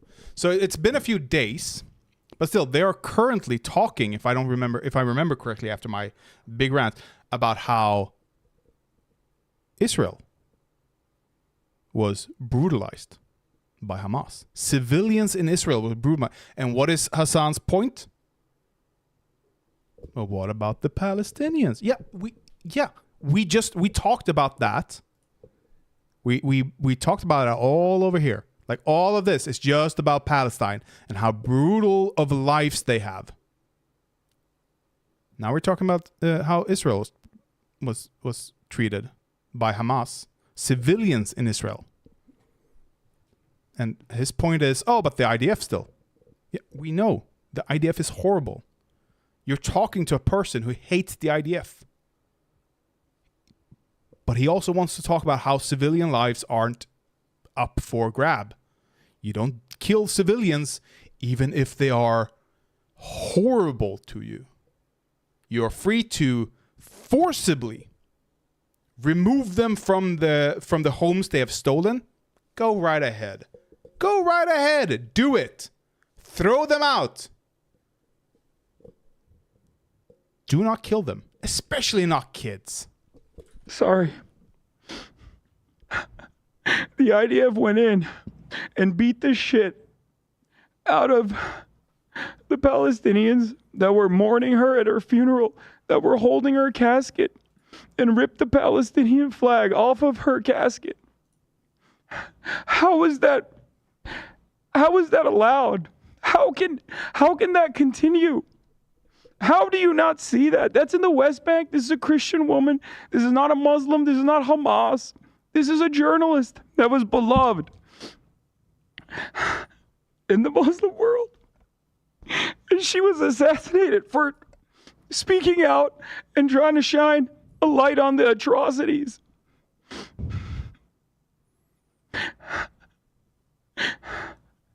It's hard to look, it's very hard to hold my composure on this. This is something I've talked about for years and years. But when that kind of ruthlessness, sound like fucking Jordan Peterson. Okay, I'm the. Who the fuck are you guys? Seriously, who the fuck are you guys? You got a random pop up? What the fuck are you guys doing? I'm giving you like 5 minutes here. I'm just gonna wait for you to say something coherent. You're Pierce Moore. Okay, that checks out. Dumb fuck. Like, I'm giving you 5 minutes to explain why, and then I'm gonna ban you because I don't care.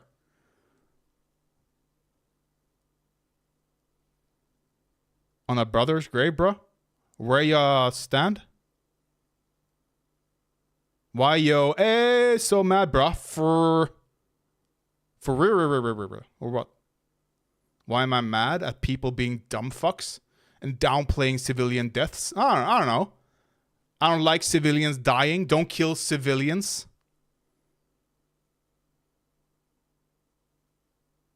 I don't care. Do you think I'm doing this because I make money? I'm doing this because I enjoy it, because it's a hobby. If I don't have a viewer in my life, I'll probably still continue doing this because it's enjoyable. I like it. So go fuck yourself. Blood. Who are you calling blood, bro?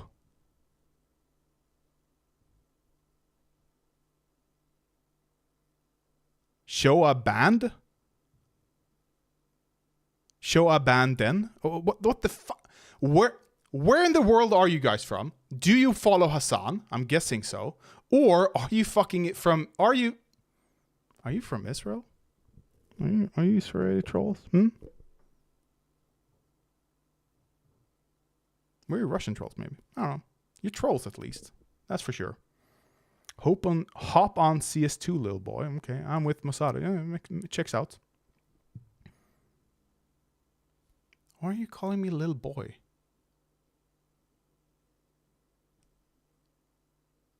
Ah, you were South Africa. That makes sense. You guys killed one of the world's best fucking advocates for socialism, you fuckers. My prime minister, before I was born though, Olof Palme. Go fuck yourselves. I actually want to know who you are, Kareem. I actually want to know why you're doing what the fuck you're doing. What are you talking about? What are you up to?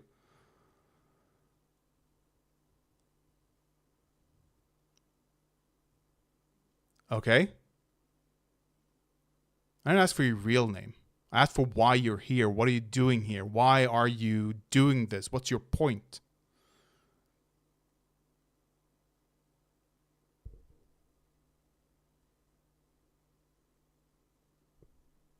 That is my line.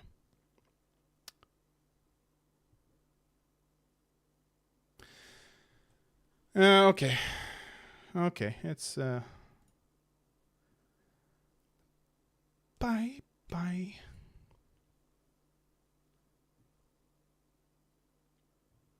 Oh, I should get back on topic. Oh, happily.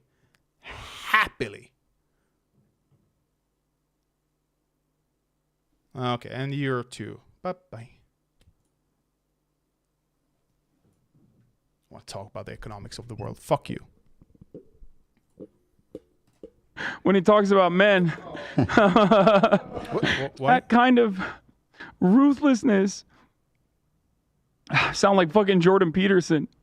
When he talks about men. He's laughing it off. Okay. That's fine. That's ADHD for you. And I know he has it.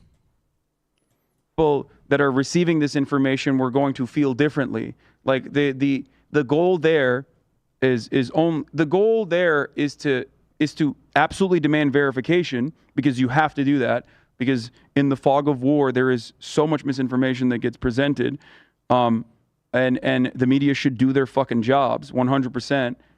And I do have criticisms on that front, but it's ridiculous to have a constant back and forth on this when nothing will change and nothing's going to bring those children back. All right, here's what I want to do. I'm going to move on in the interest of fairness, because part of what I want to do today is call out some really fucking nasty shit I've seen. But and because I want to be consistent and do it all around, and these people are just as deserving, if not more, to be called out. I have a compilation of all the really fucked up shit that Western politicians, mostly politicians, some here like this guy. I mean, this is a rally, this is a pro-Israel protest in New York. I mean, just listen to what this guy has to say. To my dick! What do you think the response should be from Netanyahu and the military to Gaza? Kill all Palestinians! Oh, wait. This guy, Jeremy Lofredo? Jeremy Lofredo? It's Lofredo, okay. I believe he works for Art. No, not RT. Yeah, that's him. He works for the Gray Zone. He's a Russian puppet. What do you think the response should be Now from that is a fucking propagandist. Netanyahu and the military to Gaza? Kill all Palestinians! All of them! Now, So, Notice what Ethan is doing here. He's purposely, and Hassan, I think he's gonna be like, blah blah blah. He's gonna have a very calm, not a strong reaction to anything they're showing here. Anything, I believe. that's crazy, obviously. Thank you. Yeah. I mean, it's The confidence barbaric. to just say that on camera. Yeah. Is I mean, why would crazy. he feel? There is a level of comfort in saying that, Yeah. more so than saying What, kill all Israelis, Yeah, kill right. all all Jews? Israelis. Yeah, of course. there's definitely way more He's like acceptable no thing to say. hesitation there, right into the somehow. camera. Yeah. No mask. His The thing face is there. He's the probably thing got is, a job. Why would Yeah. he say that? Is that might be a Kahanis flag? I think too, the one that he's What putting is up. that? one left from the river to the sea. I can't Palestine see. will be deceased. And Israel need to do like this. Oh, and then You this see? whole Now, shit. Yeah, I've heard this a million times. But anyway, so that was one. I just want to blast through these. The flag that I think he's waving is a. So Hassan isn't really like, he's not getting riled up. He's not doing anything. I think that's a deliberate tactic. I think he pre-prepared for this because he knew what was coming, and what was coming eventually was it the 335 was this. And this is where he really puts in the fifth gear, okay? So here he is doing a podcast. I've been on. I think is this deprogram? I've been on the podcast. I don't know what it's called, but this is just a clip from Yeah. So here's his take on this, and let's listen. And thank you very much. He says, did the Palestinians actually take civilian hostage, or is that fake news? I don't care. Yeah, the occupiers are not civilian. First of all, just straight off the bat, The person that's talking is Hakim. He is a doctor in Hassan has not only been on that podcast, he's friends with all of them, I believe. Iraq, and of course, just to put this into a decent frame of reference for those who are unfamiliar, I think he will probably have a much more ruthless position on the matter, considering how he feels about American forces and what they've done to his. I don't care. Like what is this apologia? Like genocidal apologia from Hassan. What the fuck? He's gonna have that. I don't care. If Ukraine, when they have successfully removed Russia from their land, and they continue, if they continue to march on Moscow, which I don't think will happen, but it's not outside of the realm of possibilities, sure. If they do that, and they start taking civilian life, or you know what, they attack him. We don't even have to march on Moscow. If they use long-range rockets to target civilian buildings inside Russia, fuck them. Fuck them, fuck them, fuck them. But they have a more, but considering what they have gone through, they are gonna, fuck that. Do not touch a single hair on kids. Do not fucking kill civilians. It's not that hard. Welcome to the chat, Christina. Did you get a random stream notification on this? Because if so, you're not the only one.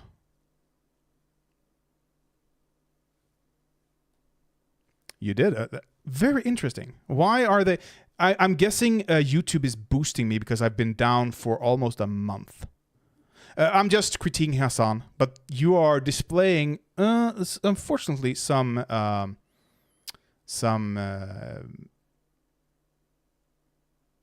behavior that I've already suspended people for. So I am giving you a warning at the moment. This, I'm pretty sure, is all second thought. No, the one who said... No, I know. But Yeah. Here. And thank you very much. He says, did the Palestinians actually take civilian hostage, or... So far, you haven't done anything wrong. I'm just saying that I've had other people coming to the chat for the same reason, or saying the same things that you do for the same reason that you did, random notification, and start pestering me about stuff that are not relevant. I'm just I'm critiquing this, okay? So just sit back, relax, watch. Okay, bye-bye. Or is that fake news? So wait, who's talking there? That's Hakim. Okay, so second thought's the one who says, I don't care, and laughs. Wait, say it. I don't care. This No, guy. that's Hakim. I don't. The guy with the accent. Yeah, that's Hakim. Second thought is an American. So second thought is the guy who's asking the question. No, Hakim is the one who read it. He's reading it from chat. It's a super chat. Did the Palestinians actually take civilian hostage, or is that fake news? I don't care. Yeah. Well, anyway, he agrees with him, so let's just fucking listen go to on. the clip. The occupiers I don't- are not civilians. That is what it comes down to. Like imagine if Sorry, go on. Germany, let's say Germany to be non-controversial. That's him, right? I think so. Yeah, Yeah. I think so. Controversial. And not that it matters. invaded the United States, and they said, you know what, Cincinnati, Ohio is our ancestral home, and everyone knows that's blatantly false. But they take your home, they murder your grandma, they bulldoze like your neighbor's house. Are those people civilians there? No, they're occupiers, and those are criminals. That is, there are no civilians there. In the So- So pause it? according to second thought, Mm-hmm. he says that every Israeli is an occupier, and there are no citizens there in response to decapitating babies, which I can now say. There are two different schools of thought here. So the first is And the take in the 19 comments is based. Yeah, of course. The 1948ers believe that there's two different schools of thought within, I would say, anti-Zionism. Those who believe that all matter of settlements that were propped up even in the inception of the Israeli nation state are unjustifiable, and that they are settlers. So they extend beyond your perspective that you agree with, which is because West Bank is a settler occupation. I think it's an extremely evil thing to say. What he said. Let me ask you this: He can't condemn it at all. Second Thought is paid for by the fucking Chinese state. He has been featured on one of their, like, a gathering of theirs.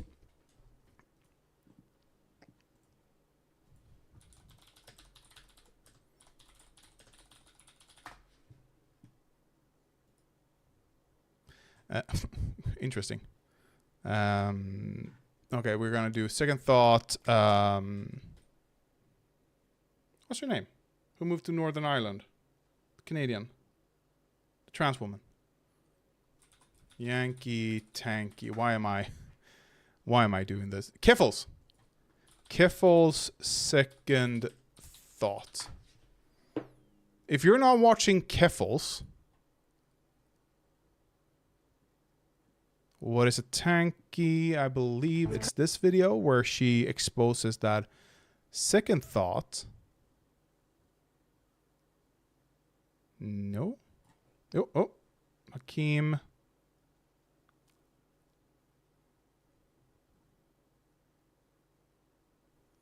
Why am I not getting that?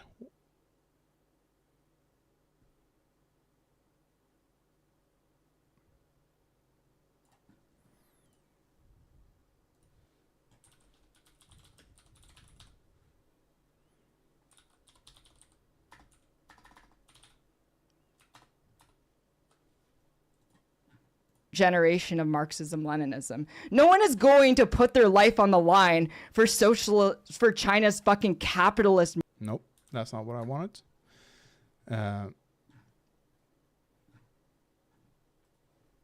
Kiffles. Is it from this then? It's hard. Race Ukrainian people from these textbooks. They keep using the term. Be an independent country.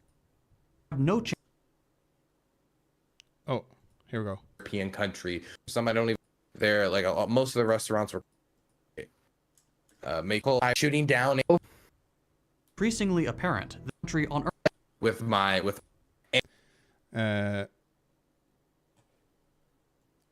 the fuck? Where, whatever. He has been paid for by large communist organizations to spread their propaganda. No. And Hassan, being his friend, refuses to call him out for the barbarism that he promotes. What do you think? What he said is evil? I think it is, one, unproductive, and two, it does not meet the realities. We should kill. I don't care about civilian lives. It's unproductive, and I don't care. Blah blah. It's weak. It's weaselly, and I fucking hate that he's the biggest socialist. Not only do socialists have to contend with fucking Soviet Union, China, North Korea, and everyone who's like, oh, you're a socialist? Well, what? Defend Soviet Union. No, fuck you. I don't defend the Soviet Union. I hate fascists. I hate authoritarians. But Hassan is now someone that I have to condemn for being a socialist because he is bad at it. He's on the ground, and it's it. not a viable solution. Calling, just to be clear, calling. Oh, and he's not only the biggest socialist, he is one of the biggest media figures online, period. At one point, he might even have been the biggest.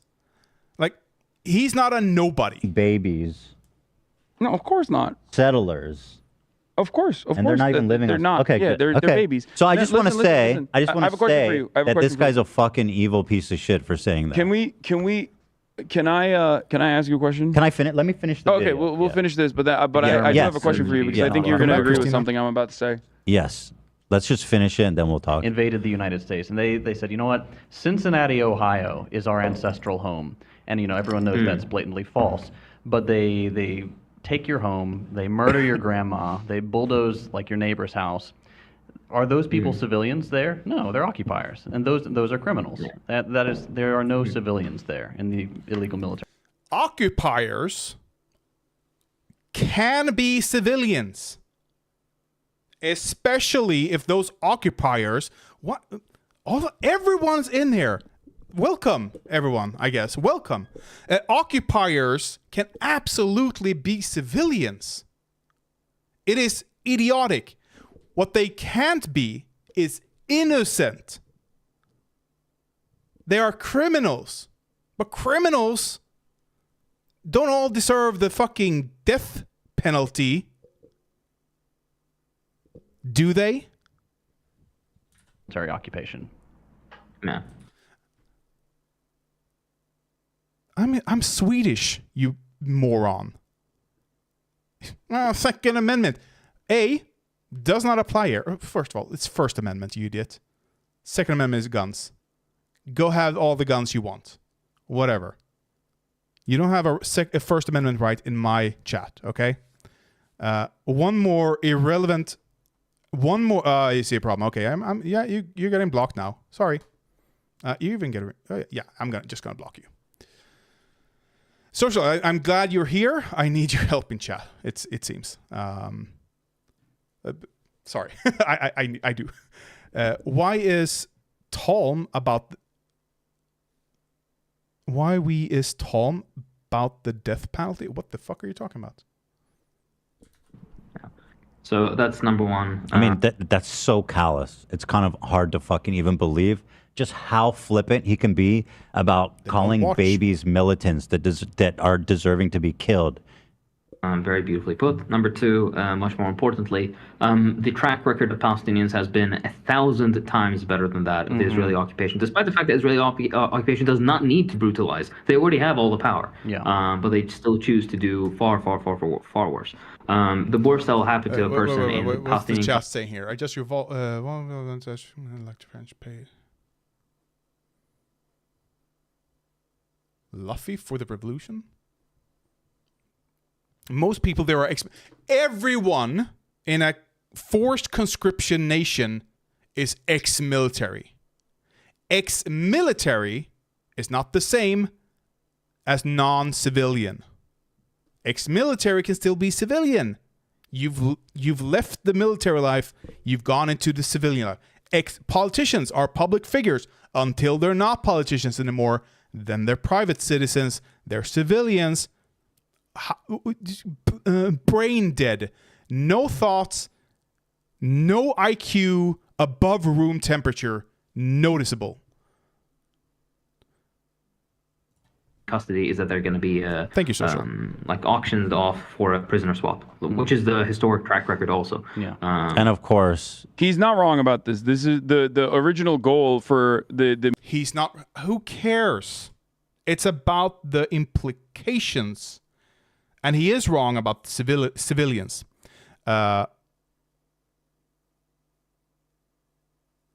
He's a moderator, Christina. You should respect the moderator. You're watching 3 streams. Watch the 2 others, please. What is... fuck, I lost my trail of thought.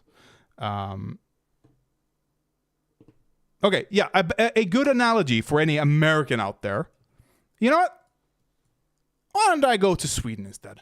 My people.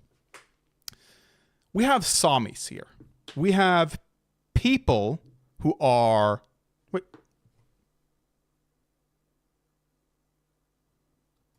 Didn't I block you? I can't block people, it seems. Why can't I... Do I need to really? I need to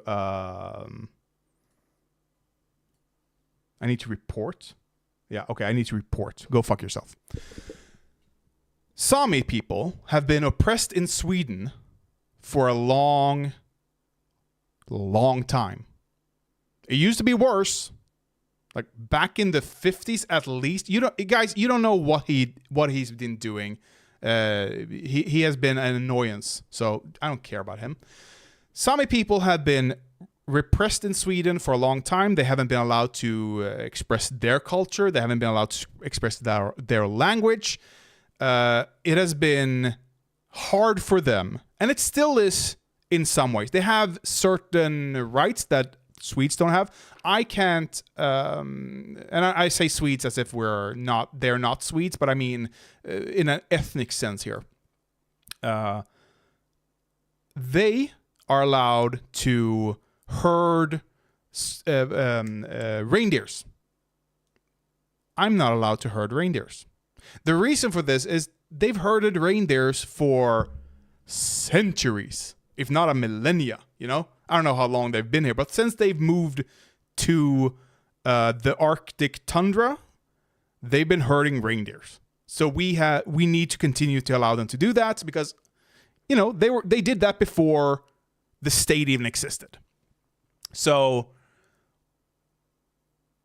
if they decide that, hey, you occupiers there, Swedes who are occupying our land here and think you control it, you know what? We're going to kill you. No, fuck that. You do not have that right. Now, we don't have the antagonism that Palestine has with Israel. But go back to the slave rebellions. I cannot condone slaves killing young children of the family who enslaved them. Now, if they are maybe teens and they have been participating in the slavery and the oppression of the slaves, sure, I can understand. And there is a difference with people but being killed or dying in a wave of violence, you know? For the same reason I can't condone BLM rioting, you know? The riots aren't good. You have to condemn them. However, you put them into context. You say, you know what? Do not riot. It doesn't help your cause. It is bad. Do not kill cops who aren't trying to murder you actively, you know? Do not attempt to cause violence. Will violence inevitably happen? Yeah, sure, of course. Can I rationally explain the violence? Yes. But do not do it. Still. I don't see how that's hard. Yeah. It's gonna be...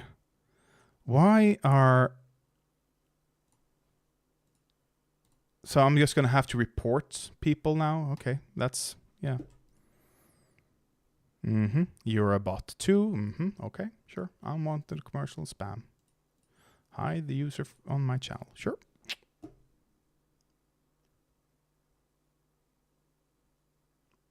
You hit dislike. Thank you for the interactions. Thank you. Oh no, you disliked me. Every interaction is good interaction, okay? That's the secret to YouTube here. So, okay, I can go on here, but Hassan refuses to call out any friends he has. Yeah, disliking is good for the algorithm. Hate watchers. Here's the secret about hate watchers. They're still watchers. They still add to watch time, which helps the algorithm. And commenting, oh, this is a bad channel, helps the algorithm. Disliking shows interaction shows you had an emotional reaction to the content, meaning YouTube wants you to keep watching. YouTube thinks, this guy makes people want to rage with anger enough to click on the dislike or write a fucking comment. Let's promote him. So thank you for that. I appreciate it. Now go fuck yourselves and do not come back into my chat. I don't care. I'm not gonna be okay. I'm not gonna be allow my chat to do whatever, you know. And this is partially the problem with Hassan. If to just put a cap on this whole thing, he never wanted, because his goal was never to be the biggest socialist. I don't think his goal was just to make money streaming, play some games, talk some politics, you know. But eventually, because he is a socialist, and he became so big, which I can't fault. I mean, he is a good streamer at the end of the day.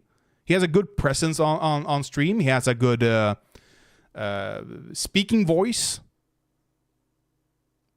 He just has idiotic opinions. And because he never... Oh, it's something there. Because he never purged or he never challenged tankies and he allowed them to fester and he became friends with the tankies, they started to rub off. They started to become part of his fan base. And now he's afraid, I think. I think he's afraid of losing the fan base. And that's why it's going as it going for him. Hold on, I have to check a thing.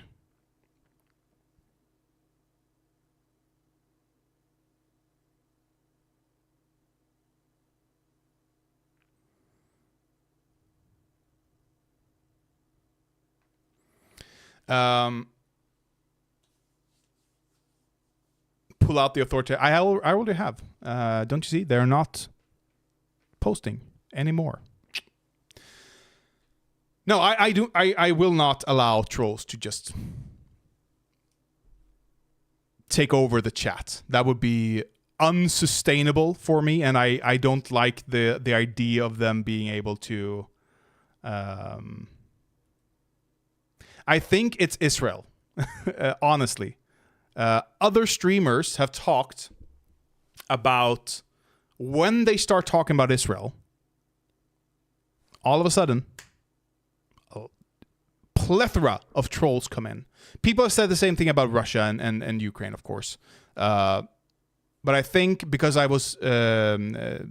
had a window where I didn't stream, and then I came back, and YouTube decided for some reason to promote it, and it might just have happened because, yeah. So I think it's just I talked about Israel, and therefore trolls started coming in. They do have the same propaganda powers. There is actually, I'm going to talk about it in the next stream, but I can just bring it up here quickly. No, where is it? There.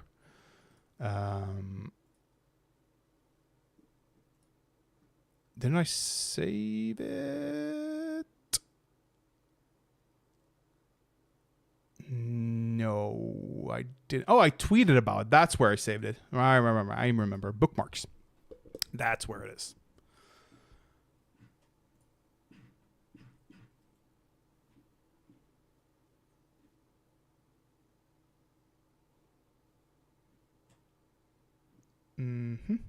Somewhere here, I think. Didn't I bookmark it? It's okay. What I was talking about, was going to bring up is the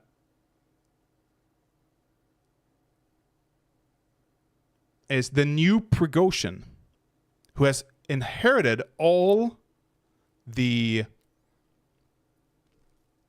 of Prigozhin's former empire, pretty much, it seems. Not comrade. Oh, I can't find it. Whatever. So he has been he in, I think post the insurrection, or not insurrection, post the what's it called, when Prigozhin started marching on Moscow, the treacherous acts, I guess, by Prigozhin against Putin, where he was replaced pretty much by a different guy who has been connected. Oh, right. I remember now. I remember where I saw it. Oh, thank God my memory is shit. Insider.ru. No? Prigozhin replacement insider. The new head of Wagner.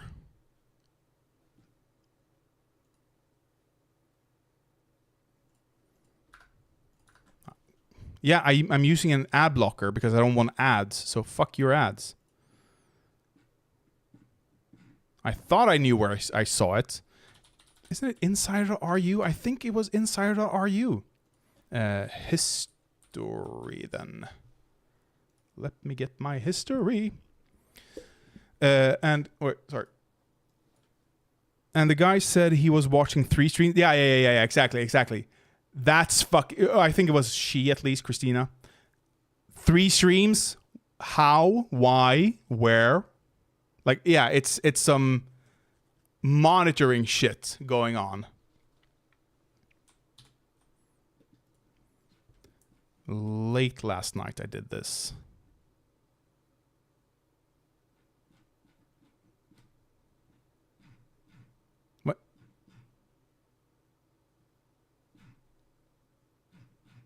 Not today. Here we go.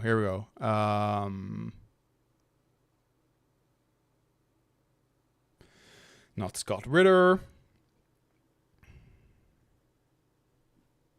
Was it before Scott Ritter?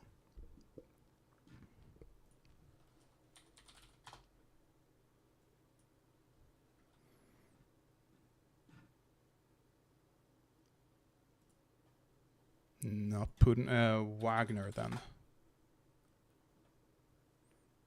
No, whatever. Fuck it. I'm just gonna go for memory. So there's a new head of Wagner, it seems, who has inherited Prigozhin's empire, who's running the new troll farm, who is connected to Belarusian bombings of old Soviet munitions back in the 90s. But it's been ongoing from like mid 90s to pretty much today, you know? They have been able. Oh, I did tweet about it. Now I remember. I did tweet about it. So why don't I just go to my tweets and not my bookmarks, but my profile. And I know media. Here we go. The insider, but the insru. So I don't know why they have a Russian, but okay. Here we go. So, and I did 2 highlights here, and I just found them funny. Shaposhnikov is a former Soviet army officer who fought in Afghanistan and was later stationed in Czechoslovakia at the tail end of the Cold War. He's very close to Alexei Kapinos, the former Russian deputy military attaché in Ukraine and Unit 29155 member, which is the unit that bombed the Belarusian munitions depot. The relationship was solidified between 2009 and 2012 when Kapinos was attached to the Russian embassy in Kyiv. And Shaposhnikov was a representative of IMEX to Ukraine. The two were evidently inspired and jointly attended meetings with Ukraine State Arms Trading Company. I was a bit puzzled as to why Shaposhnikov always insisted that a Russian embassy representative attended our negotiations. Yeah, that is fucking strange, isn't it? That is fucking strange. Why would they allow that? Why?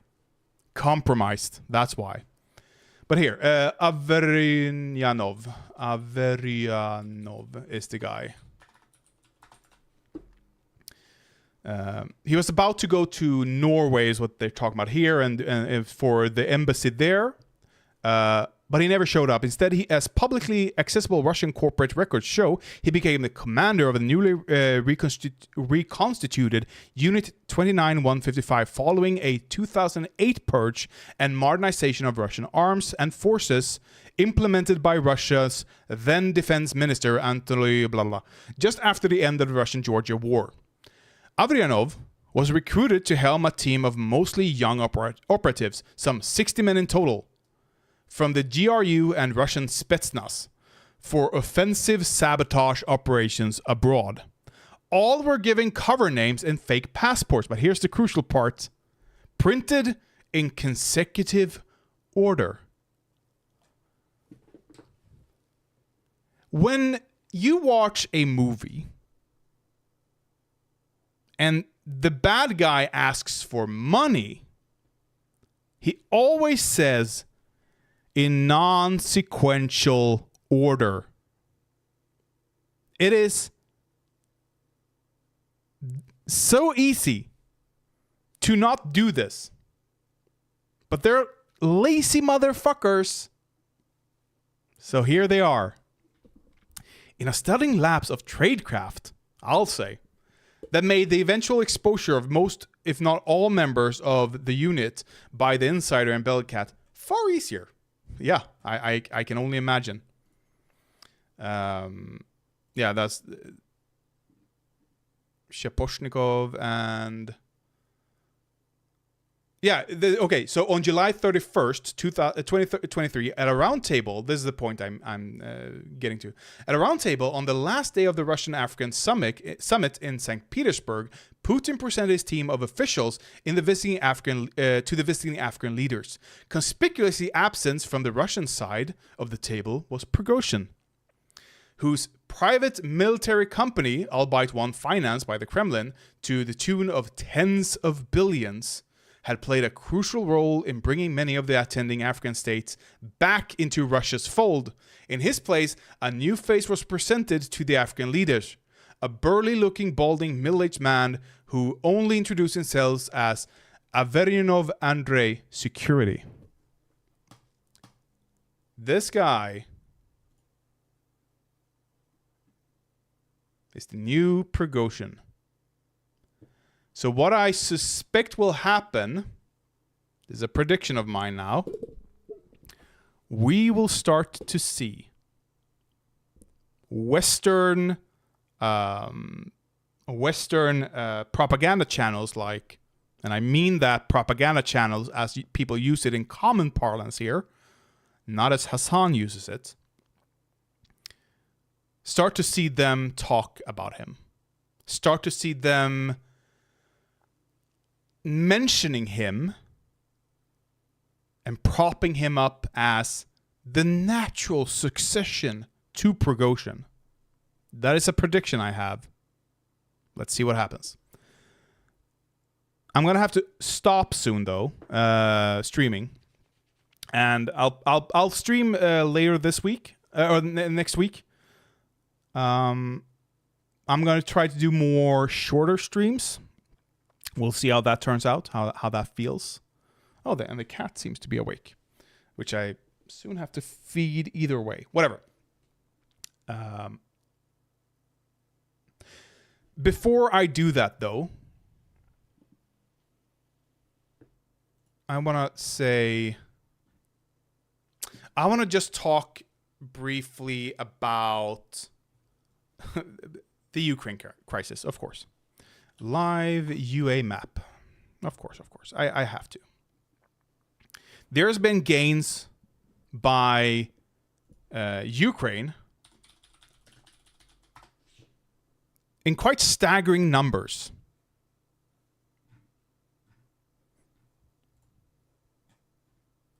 Let's do latest, by the way. And can I get latest in media?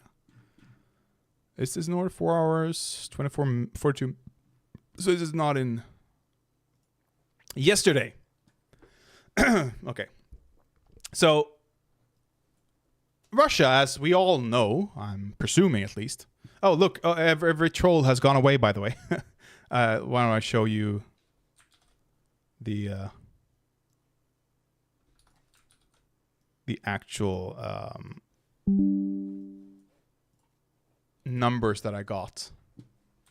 Or not numbers, but the graph. Look. So you came in here, social, and then the trolls started coming in. Went away, came back, staggered.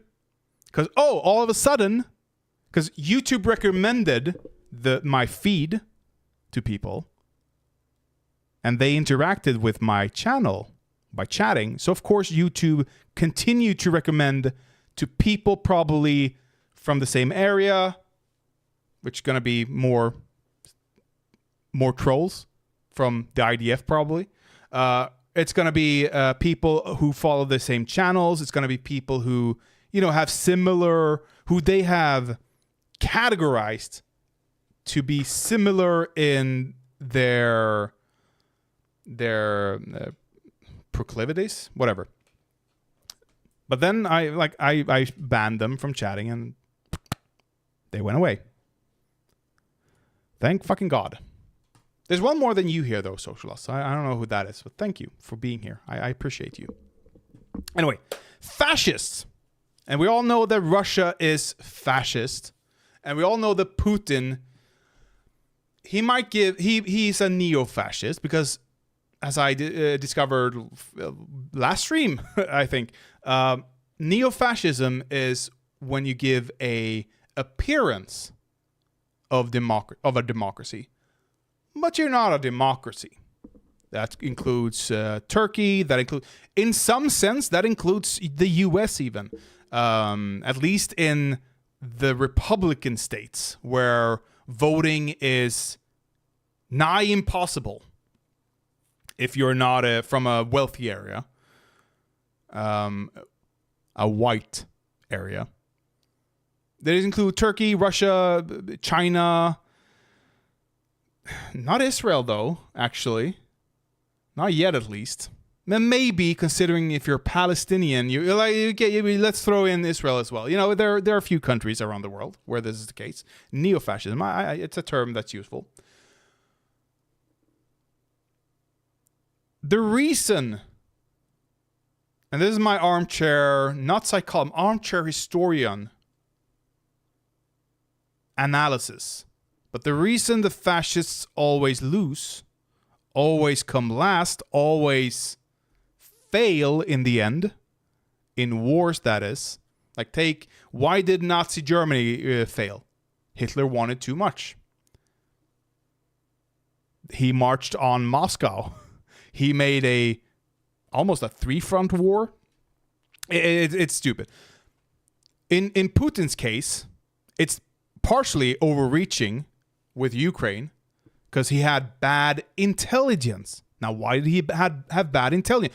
I can probably, if I ask a historian, I believe I can probably get the same information from them about Hitler, about Mussolini, about every fascist. You know what? I can do that. The nuclear bomb is a perfect example of that. Scientists didn't contradict the leaders of the nuclear bomb project. The reason for this is because they were afraid. They were afraid to be called Jewish. That's Jewish science. Excuse me? In Putin's case, it's the same thing. People were afraid to tell the truth about Ukraine. You can't... If Russia invades, Ukraine will resist. They had resisted back in the early aughts when Lukashenko tried to do voter intimidation. They resisted during the Maidan, where Lukashenko tried to consolidate all power at his pen, at his desk. And and of course, that type of history, living history, is going to make you way more willing to fend off the same fucking attacker. You know, they fought hard for the freedom they had, and now you're coming here and trying to take it away. No, fuck that. I'm going to stand up for it. It's easier it was easier in Chechnya, even though they also had fought, but they weren't as solidified as Ukraine was. They also didn't have the means that Ukraine had gotten. So, and I think maybe even Russia went in with more military than they did in Ukraine, comparatively, relatively, I mean.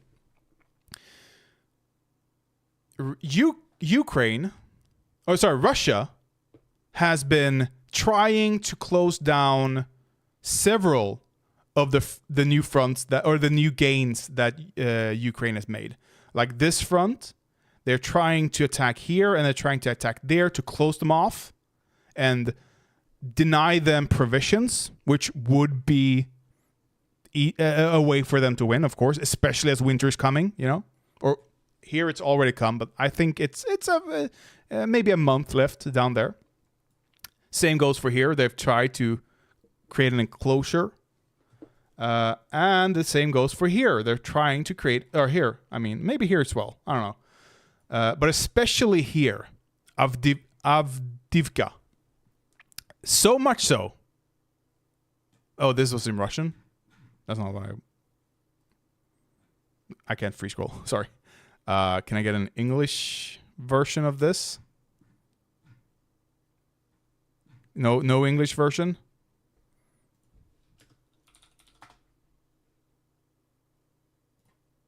Latest.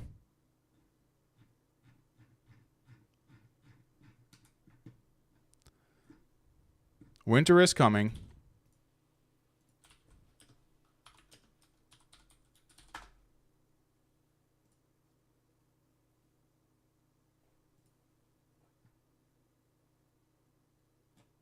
There were some staggering numbers from just one day. Just one day of an attack. Okay, here's someone who's translated at least. Oh, wait. I am stupid because it says down here personnel, aircraft. Okay, and this is for October 20th, yesterday. The white numbers, I believe, are the total numbers since the war began, or this invasion began. Not from 2014, but from 2020. The orange numbers are from yesterday. 1,500 people, soldiers, gone. 55 tanks. 120 armored personnel vehicles. 29 artillery systems. 4 MLRS. MLRS, is that that's a missile, right? MLRS. Yeah, okay, the missile launchers even. No anti-aircraft warfare systems. We have 8 UAV operational tactical level. I don't know what that is. But even a cruise missile. And 33 vehicles and fuel tanks. And they've been doing it in one location, more or less. And it's the what's it called? Avdivka. They've done it here by trying to enclose the port. The reason for this, apparently, is that Putin or one of his doppelgangers were supposed to visit. And they wanted something to show for it. They wanted to be able to show Putin how good of a boy they are. Like, get the biggest head pats from Daddy Putin. Oh, you're so great, you generals. What they did instead was just lead more people to the meat grinder. Just fertilize the soil more and more and more and more. That's all they did. This is why fascism can't succeed. Where fascism always, when it meets resistance, that is, very crucial point. Fascism won't fail on its own. It has to be resisted to fail. There has to be a reason for them to not to fail, but a reason for them to not be honest about what's going on. Because if everything's just going swell, there's no resistance, who cares? Or there's just small resistance here and there to go, oh, whatever, it's nothing. But when they can't succeed because they're afraid of looking bad, Putin needs a win. He needs to be able to show his people that he has a win. So they are throwing everything they can to the meat grinder to try and stop it. And nothing happens.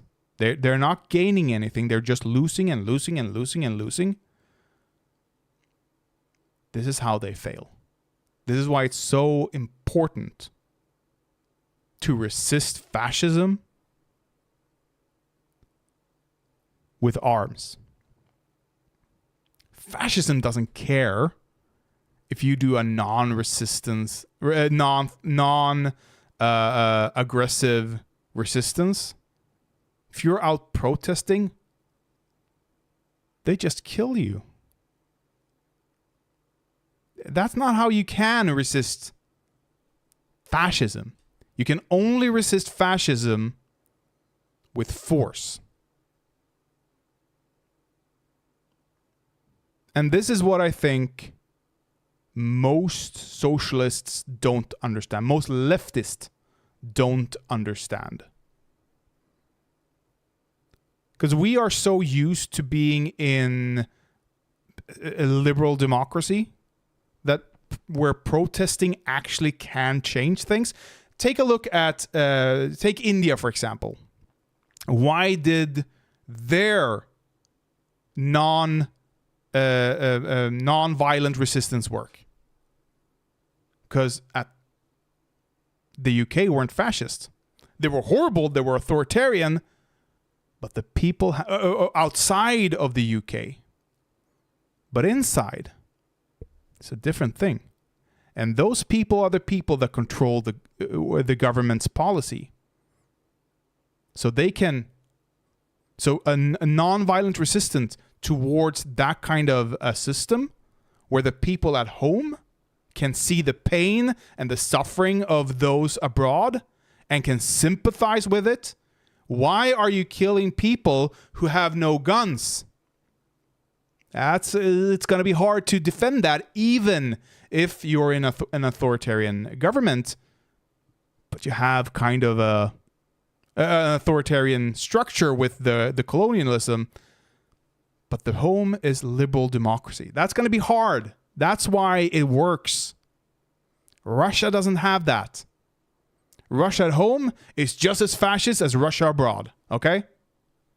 So you can't resist them with non-violence. Because Putin doesn't listen to his people. Putin is his own man and he makes all the judgments. So, yeah. I think that's why whenever someone says you need to sit down for peace talks, I think not only, and I've said this before, it's appeasement. It is. But I think more importantly than that, it's non-resistant. It's not going to create peace because fascism doesn't know what peace is. It can create a calm. It can create a stalemate. It can create a Cold War. But not peace.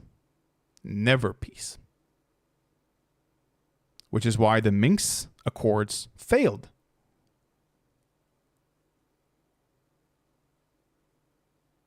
Yeah, I could probably go on for an hour on this, but I repeat myself like 90% of the time probably. But yeah, that's just something that I've been thinking about while I've been offline. The nature of fascism, and it's probably thanks to the book I'm reading called Grundbulten.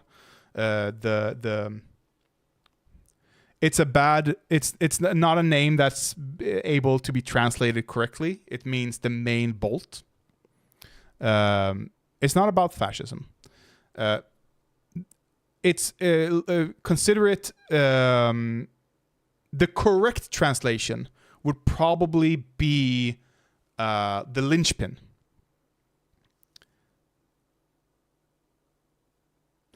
Especially Israel. Like Israel, it's this close. It's this close to where non-violent resistance for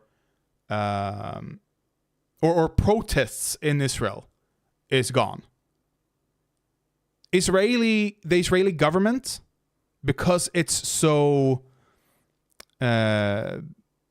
broken, because I think the two halves or the two blocks of the government are not being able to form a government, and the government that is therefore still in power, Netanyahu's government, which relies on the far, far, far right, because he is a far right individual himself, or a fascist, the people that he listens to don't listen to nonviolence. The people that he serves want the violence. Hopefully, because I think, isn't there election next year?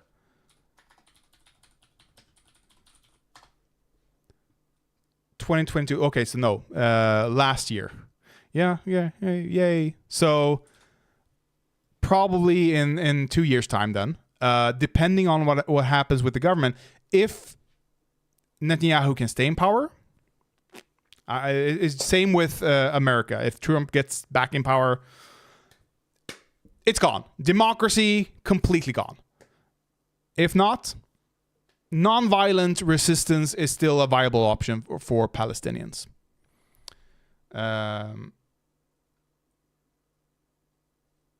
But yeah, the book I'm reading, Grundbulten, or the linchpin as I would translate it into English, is about workplace democracy. It's about, or more broadly, it's about how you create a society with trust. Because if you have a society with high trust, high interpersonal trust,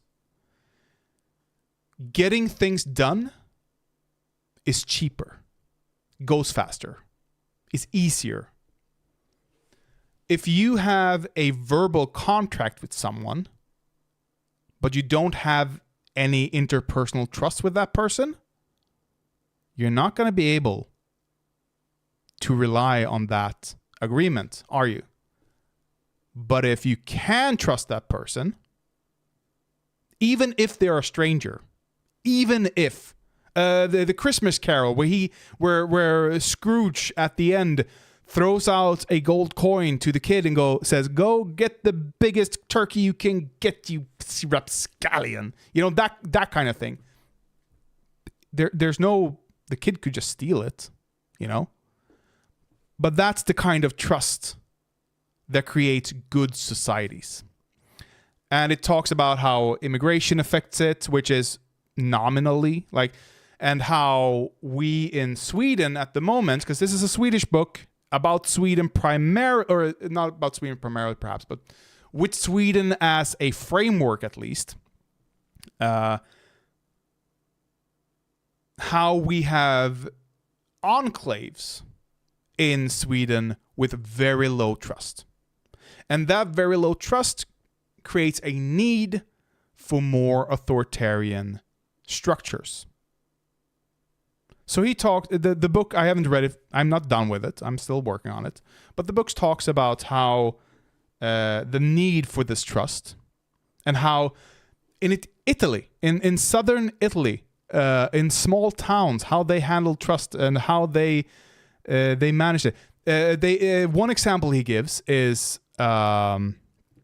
mafia families in Italy who ran cities, and they all knew that them just focusing on their own personal interests was detrimental to themselves.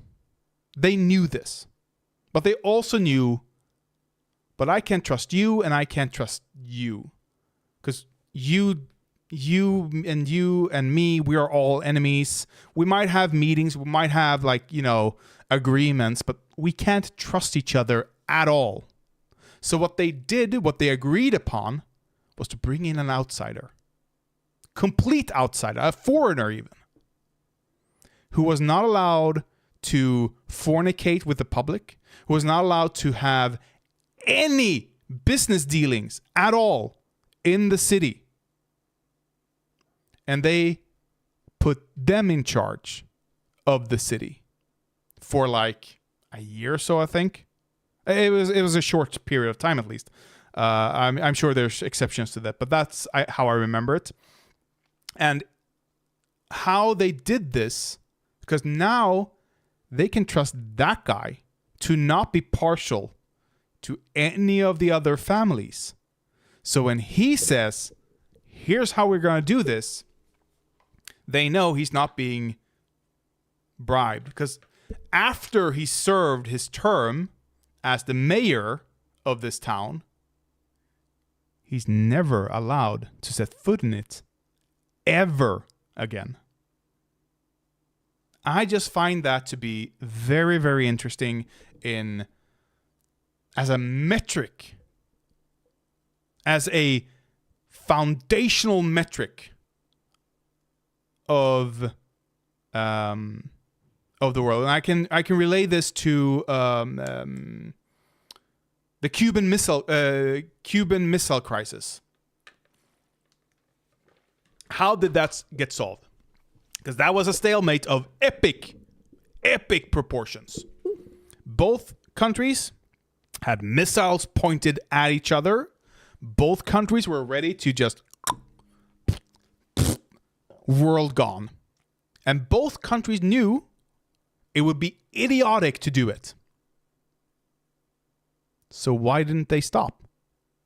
Because if one country starts to dismantle and the other doesn't, hey, I lowered my gun, you still have your gun pointed at me. Now what? Well, if I try to pull my gun back up, I'm dead. So you have to have trust.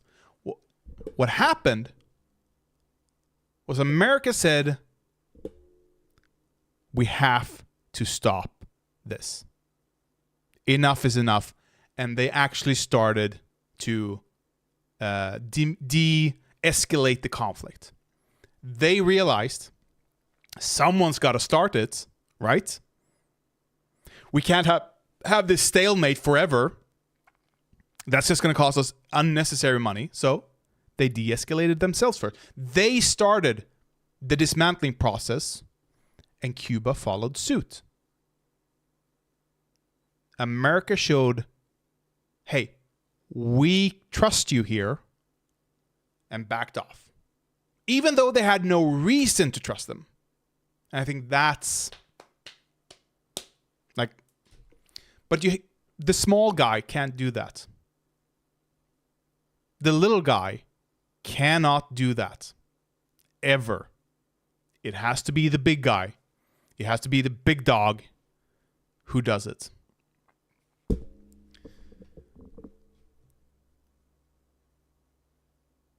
But yeah, so I've been reading that book, and it's very interesting in making me understand more how, not just how we build a good society, which is the point of the book, which is what the the examples and the text is explicitly talking about. But in that process, I can make deductions and go, oh, so that's why Israel is what it is. That's why America is what it is. Black guys don't trust white people. Of course they don't. Why would they? Look what white people did to black guys. And oh, how did did white society repay black society? By doing nothing. So of course, when COVID hit and a lot of black people didn't take the vaccine, I was perfectly fine with that. Honestly, I completely understood them. There was someone, I don't remember who said it, but I think it was a black comedian. Was it Chappelle? Whatever. Because remember the Tuskegee experiments where they forced people with to have. They told them that it was a vaccine, but it was actually a disease which sterilized them. Stuff like that, you know. The black comedian said this time the rich people are taking it first. They're not even sending it to Africa. They're demanding it here in the States for the rich people first. I think we can trust it. Yeah. Trusting self-interest, I can understand. But I can also understand why black people, because of the history of the American state, wouldn't really trust them. White people have no such excuse, in my opinion. It's not just on black people, though. Do you know how we know that sugar is bad for the teeth? Do you know how we know that brushing your teeth is necessary? Or cleaning your teeth, I should say. And how we know that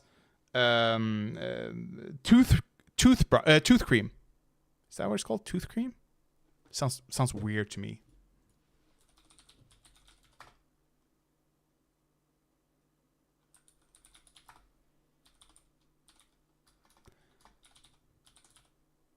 Toothpaste. That's the word.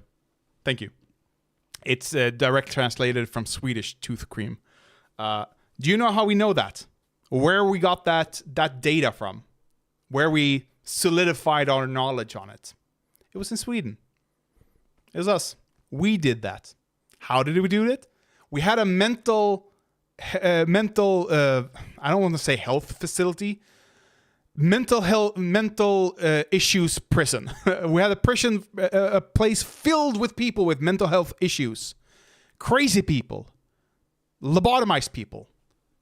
Probably a lot of people with ADHD who got lobotomized. I would have been lobotomized. Come on. A lot of those people were just locked up in this place down in the south of Sweden, Skåne. And we get, why don't we see what happens when people eat a lot of candy? So they took half the population, split them up. I think maybe even 3 parts, but at least 2 parts. I know. The 2 parts were, one only got candy. That's all they ate. They got as much candy as they wanted. Go wild. Like kid in a candy store. Just gobbling down the candy. And they were never allowed to brush their teeth. And then we just watched and studied how their teeth rotted away. That's what we did to the mentally unwell people. So it's not just black people. I can understand people, and I've started to experience it myself. I can understand why people with mental issues are suspect of the state as well, due to this. And it continues today. And Sweden is much better, but I know in America, it's getting your ADHD evaluation can be really, really troubling. Getting medication can almost be impossible for some people. Just months before I got my medication, my not my municipality, my area, my county. My county was breaking the law, by the way. They were targeting people with ADHD. They were discriminating people with ADHD by forcing us to pee in a cup as a standard. Not if they have suspicion that, hey, this guy is a user and we need to get them off. We need to make sure that they are not using now. No, nothing. Just because you wanted ADHD medication, you're gonna have to pee in a cup. When the ADHD medication or the lack of the medication is the reason why people take drugs often. So the state, I think 2 years ago or something like that, realized, you know what, this is not helping people. We're actually making it harder for people to get the help they need to stop being addicts, stop abusing other drugs. So maybe we can just nix that. So I can understand why people with mental health issues or mental health problems have issues with the state in general. But black people in America, Palestinians towards the Israeli society. Oh, if I was Palestinian, I don't think I would ever trust I can completely understand a Palestinian not trusting an Israeli. Period. Ever. Like, of course they wouldn't. What has that brought them? Death, destruction, fun? But the way we build a good society is by initiating trust. But the trust has to come from the big guy. Can't come from the people being oppressed. Can't come from the people being targeted.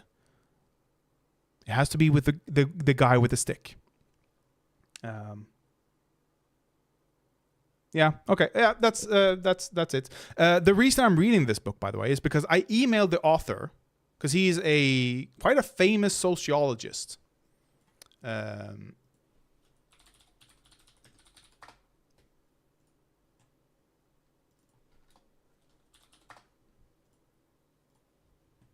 And the book, unfortunately, as it is in Swedish, I'm afraid you won't be able to get it yet, and I don't know if you ever will. Not this version of it, at least.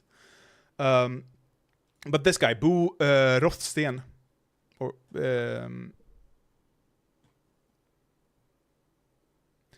he is a former professor of government and public policy at the University of Oxford's Blavatnik School. I don't know. Of government. Rothstein's a Swedish public debate, blah, blah, blah. He is I think if you're a sociologist, you probably have read something from him. And I emailed him like a month ago, and asked him to if he has any resources or that he can direct me towards, and because I discovered that he had written a book way back, like 10 years ago probably, that I couldn't get a hold of. So I asked him, do you know one? Sorry, can't. I have one. He had one copy and he didn't want to let go of it. Of course he didn't. Because I wanted to, and I asked him, but he said, I'm writing a new book.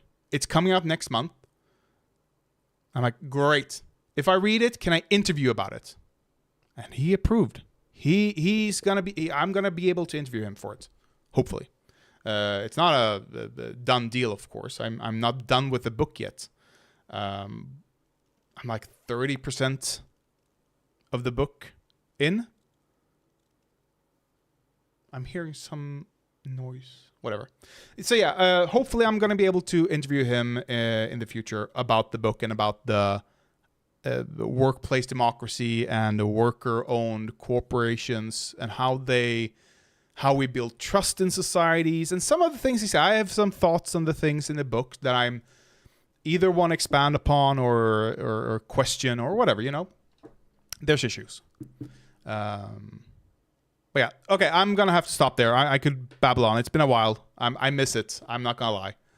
I'm gonna try to stream on Monday, but again, it's gonna be I am hearing something in my head, but it's more of a clicking noise. Yeah, I'm gonna try to stream on Monday, but it's gonna be a short stream, so no 4 hours. Okay. Take care. I love you guys, except for the trolls that came in. Go fuck yourself, trolls. And I'll see you guys next time, okay? See you, buddy.